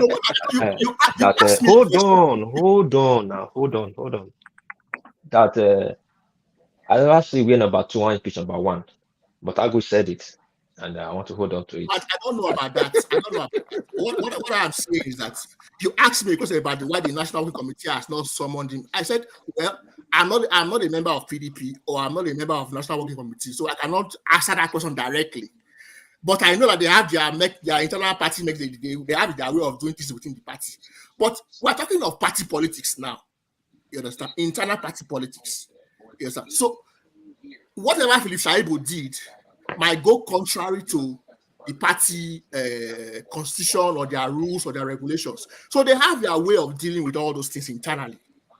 So I cannot answer you exactly why they've not called him or. So why the party body is not dealing with the issue instead of what we are saying now? But sorry to jump in here.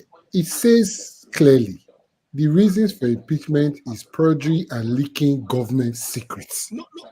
That is what is in the document. I don't know why we are assuming things I when don't think I'm impeaching him because of PDP primaries. No. They didn't say anything concerning PDP. They said no, it's not about PDP. Like I said earlier. Victor, hold on. Victor, hold on. Victor, hold on. Sorry. Victor, hold on. Victor, can you hear? Victor, hold on, please. Let Vivu land this question. Vivu, go ahead. Sent a letter, signed a document, all of them saying that the reason for impeachment is perjury and leaking government secrets. It is not the burden of the House of Assembly to prove how he leaked government secret and how he committed perjury. And it's left for all right. Sell it. Hold on. No, wait. Let me just, I want to observe you so you can continue. Okay. When you use English, perjury and leaking government secret, let me explain. Perjury means violation of oath taking. Leaking government secret is violation of oath taking. So you cannot use the two words. So it's either he committed perjury or something else. No, so if he has committed perjury, I'm telling you what was on the document. I want to let you know because this is our state assembly. They need to be educated. They do not come and be discussing what's in public. So you know more than the House of Assembly now, Abi. Hold on. Whether it's I rest my case. Whether it's you can't know House of Assembly uneducated wrong use of English language, uneducated thinking or whatever you want to call it. That is now the burden for them to prove how and where he did all of that. And Gov Shaibu has a right to defend himself. Wait, but does it not look like witch hunting? Let's just see, we can sit down here and say it looks like whatever it is, whatever you want to call it. At the end of the day, he's a politician. There's a political structure. Can I say something, Mr. Sele? Yes, you follow international news. You watch CNN. You do all these things. Yes. When the House instigates a case against you, yes, the case should be very clear. Now it's a notice. That notice, I think it should be in the public because we elected these people to represent us. So the deputy governor has been found wanting. They have used the word perjury, which means violation of the oath he took while swearing into, while being brought into office. We should know the perjury that was committed. It's a leaked state secret. Which state secret was leaked? Don't you think? That is why I said, Flynn, the burden is on them to now see.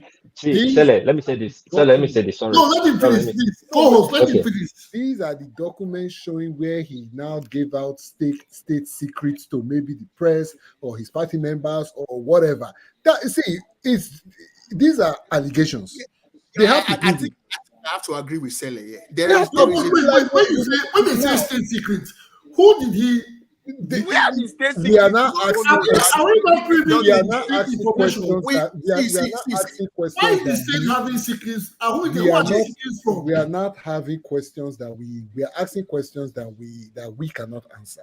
All I'm saying, no, it's true. You are saying, is it this? There must be some security report saying this is where the man went somewhere to say something about the state that he's not supposed to.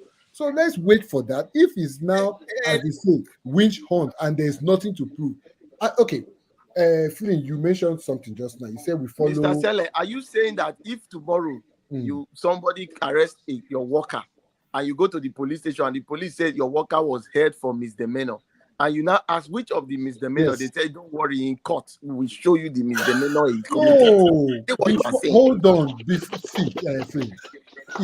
Before you try somebody to court, the court papers are going to show all the charges. There's a process to everything. Sele, you're sounding like a typical Nigerian right now. Sorry, hold on, Sele. Sele, hold on. I think I agree with Sele here. Let's not preempt this thing. You're asking questions like, does this not sound like a political ritual? How do we know? Political ritual for who? Why are we making assumption? Because him and the governor are fighting, so this must be. If that is the case, it will come to light that the state has no case. They have tried to impeach a lot of people that it did not. Even the Oyo State or Ondo State deputy governor, now they didn't impeach him. Court brought him back. He did not see the light exactly. I don't know why people are making it because it's a Edo State. The reason why most people are saying it is because he said he won the primaries and he's not the governor's That is another case entirely. those are But the party, wait, moderator, but the party has come out to say the party has come out to say that there was only one primary, and that primary happened in Obe Stadium. The national chairman said it. If he won the primary, that is a party affair that I think he has gone to court. We're trying to mix things up. He has gone to court for now. This man has been talking notice, and he has been given 7 days to respond. Let him respond first. And he hasn't responded. And he hasn't said he's not going to respond. No, he said he would. I think he would. He would. But can I ask? If the deputy governor is finally, or if eventually he gets impeached, does that cancel or does that affect his judgment on being the candidate? No. PDP? He's not the candidate. The certificate has been given to the candidate. He's not the candidate. Different issue. If he goes to court and he wins that case, saying he's the rightful candidate, they will withdraw the certificate from us and give it to him. To do with anything. See, but Supreme Court Supreme Court itself has already said that party affair has nothing to do with the Supreme Court. If the party does their primary where they want to do it, that's the party's affair. But it has nothing to do with the Supreme Court. Listen, you did a primary yourself in your own house. How can you now say that you are? Who monitored his primary? The National Working Committee was in the Obe Stadium. Observation, my moderators, Mr. Ago and Victor. Don't give the Supreme Court a judgment that the Supreme Court did not pass, please. You see, you know why I'm saying all these things. We should keep educating ourselves. No lawyer will just go to court when the Supreme Court will not answer it. A lot of them have gone to court. They know. I'm not saying they will not answer. I'm just stating the audience that he conducted primary in his house. No, I don't mind that one. What I want to correct is what Agu said that they cannot go to court. Everybody has the right. Party has dictates. Party has its dictates for conducting. Party has its dictates for conducting an election. We have seen where a state will lose, they will not have governorship candidate because of court cases. Tupo, let me ask you one question. What makes a primary parallel? What parallel? Yes. What's there's another primary conducted by another faction of the party? Because who was the faction that faction that conducted that primary at his house? Okay, good. That's a very good question. Did you read the case that Shaibu has? Have you read it? I've not read it. I'm going. Hold on, if I ask question. Have you read it? Did you read it? If you read it, you will see that he made a case that the people who were supposed to, because you need to look at what APC did and why APC now had to go and redo.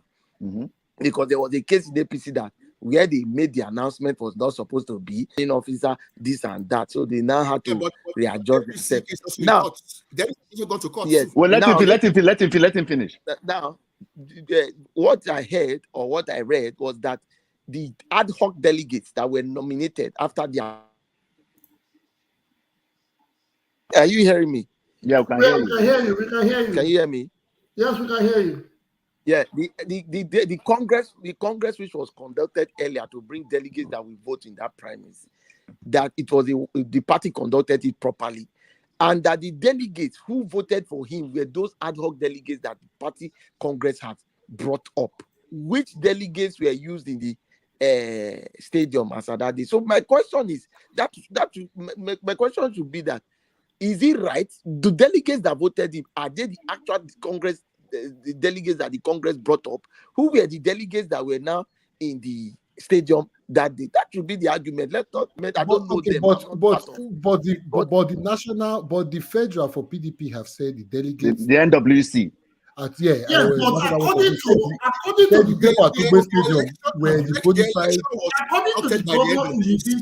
the deputy governor in his interview, he said the list of the delegates that voted in his house were the same list they had on their PDP secretariat wall in Abuja. Yes, that is a lie. But Junior, let me ask you one question. No, he said, I agree with you. Let me ask you one question. Before this election, PDP published where they were going to have their primary. Shaibu's backyard was not part of the publication where they're going to have their primary. Yes, but when Who was the National Working PDP Committee secretary member? of Was INEC at his primary? When I don't know. When PDP he said he met with the PDP secretary of Mr. Anthony Nemi, and Mr. Anthony Nemi sent him a memo that the PDP was having their primaries. Then he said he told the secretary that the PDP had a calendar scheduled already that they were going to use, and that was what he was obliged to. It was in his interview. I have not. I saw this on his interview in Abuja when he went to. But is a calendar is a date, not constitutional thing by the party that you must. No, he said according to the party timetable. Because the party can change timetable. The party can change timetable, and the party knows that he's not the winner. So they gave it to him. They believe that one. But what I want to also point out here, you talked about delegates. You know, on the day of election, you know, delegates have to be accredited before they can even enter the venue. Okay, the Shaibu's delegates, who accredited them? Okay, let's even see. You, Tony and Junior, you guys are the moderators of this show. You guys send out the link saying the show is going to be on Fridays and this day. You guys are here. Somebody will now carry this same name, go somewhere else, and he's doing something, and he's saying, "Oh no, the people that are supposed to be in charge of it, well, they are not the ones here, but me, I'm the one." He does see whatever case he has.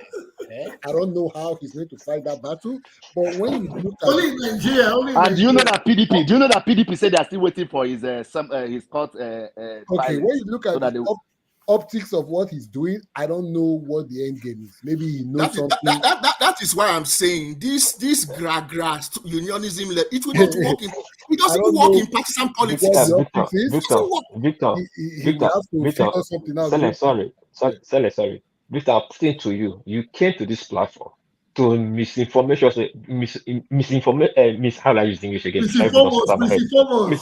us about Shaibu because you have a personal interest, personal hatred, or personal something you have to I have nothing against Shaibu. No, hold on. Let me land. He's my senior brother. He's my senior brother. I cannot have anything against him. Let him land. Let me land now. Probably he didn't say you fuel at 500 naira per liter.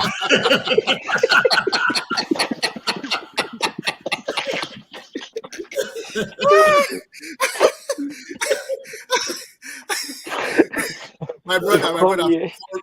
No, for real. Shaibu is my senior brother. I cannot have anything against Shaibu. For what now? I don't even know. No.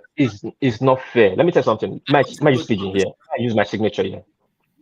Odubo did worse to Oshomole. But Oshomole not impeach him.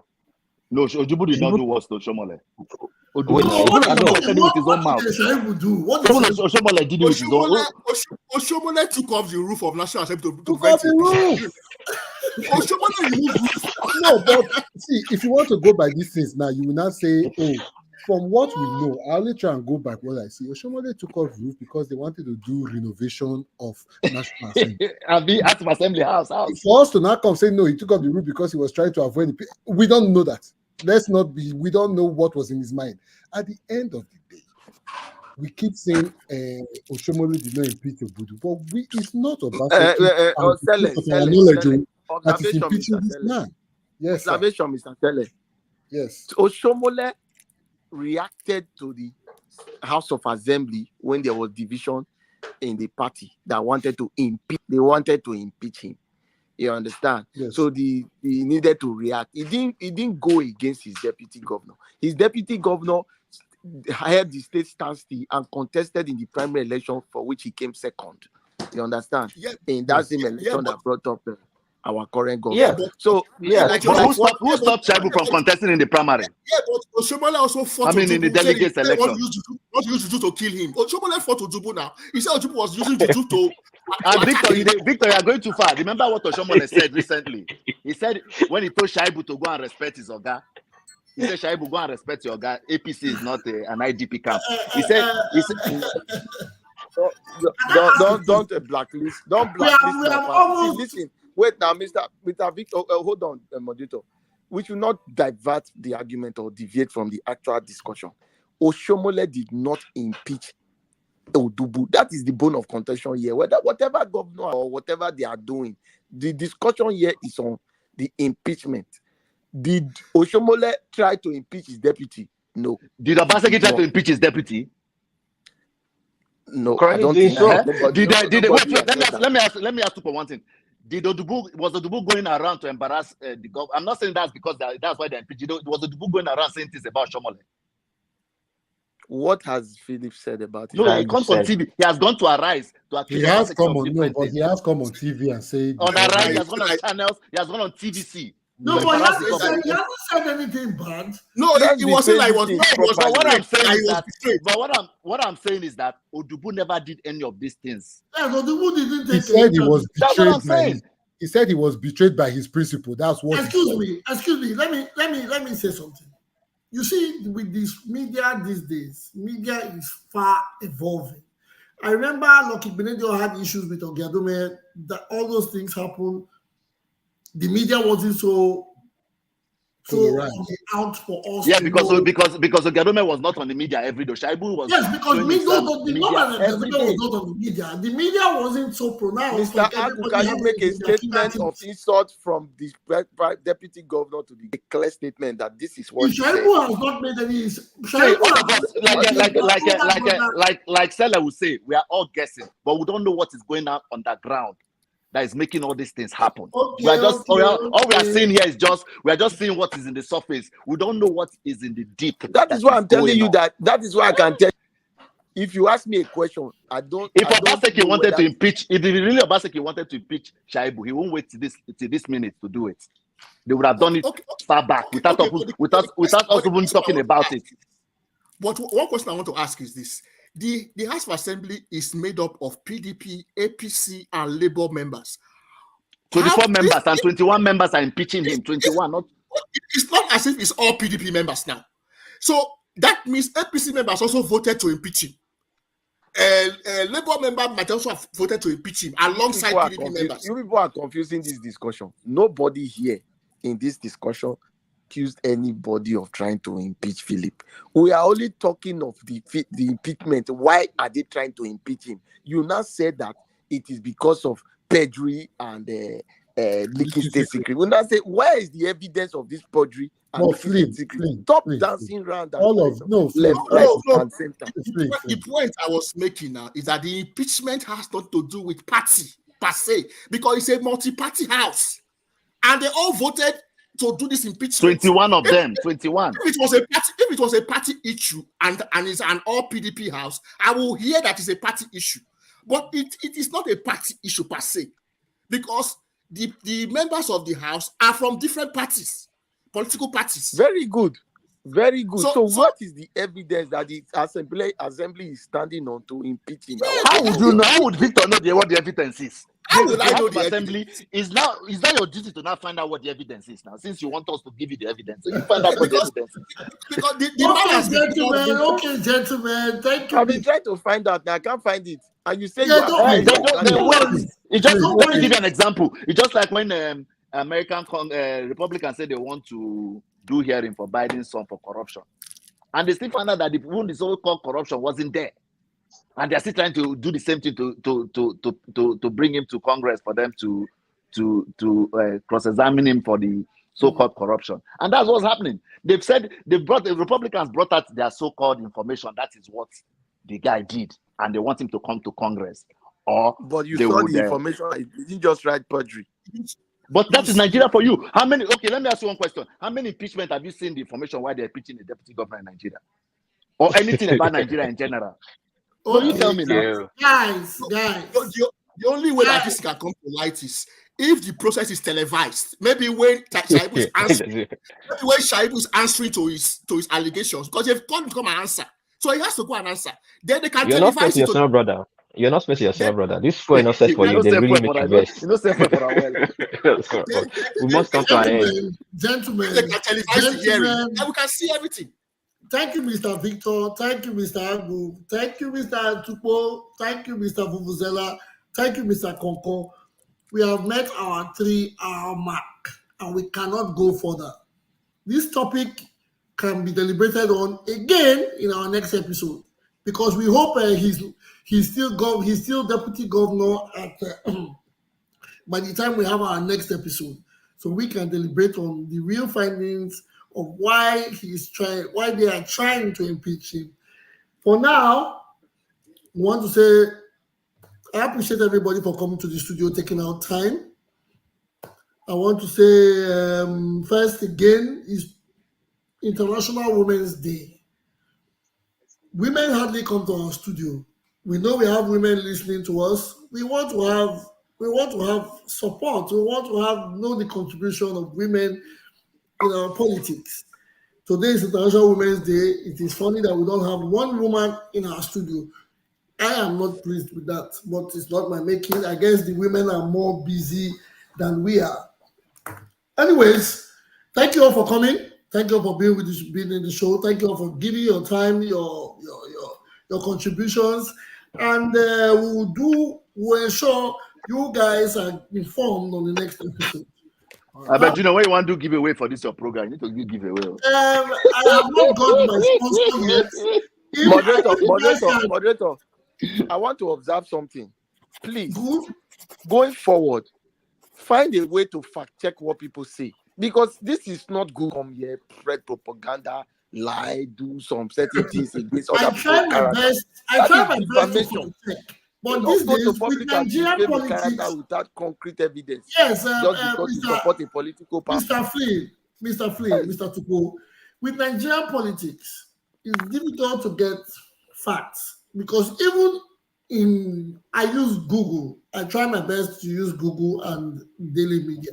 Sometimes we end up having two stories. Sometimes because when a statement comes like this and say that a party must conduct election and it cannot go to the Supreme Court, that is fallacy. If that is what they say, it can be said, because it's politics. In politics, they say nothing is always. No, moderator, what I'm saying is that you should be able to hold them accountable and say no from your own. No, I think the delegates. Sorry. I think the delegates election, not the primary, the delegates election. Okay, not the primary, the delegates election. Next time when we come, when it arises, we will get a proper information to give to the people. But now we have to leave. Thank you all for coming. I hope to see you on the next episode. Have a good day, guys. All right. Enjoy your weekend. Bye. Yeah. Bye. We'll go see for the other side later.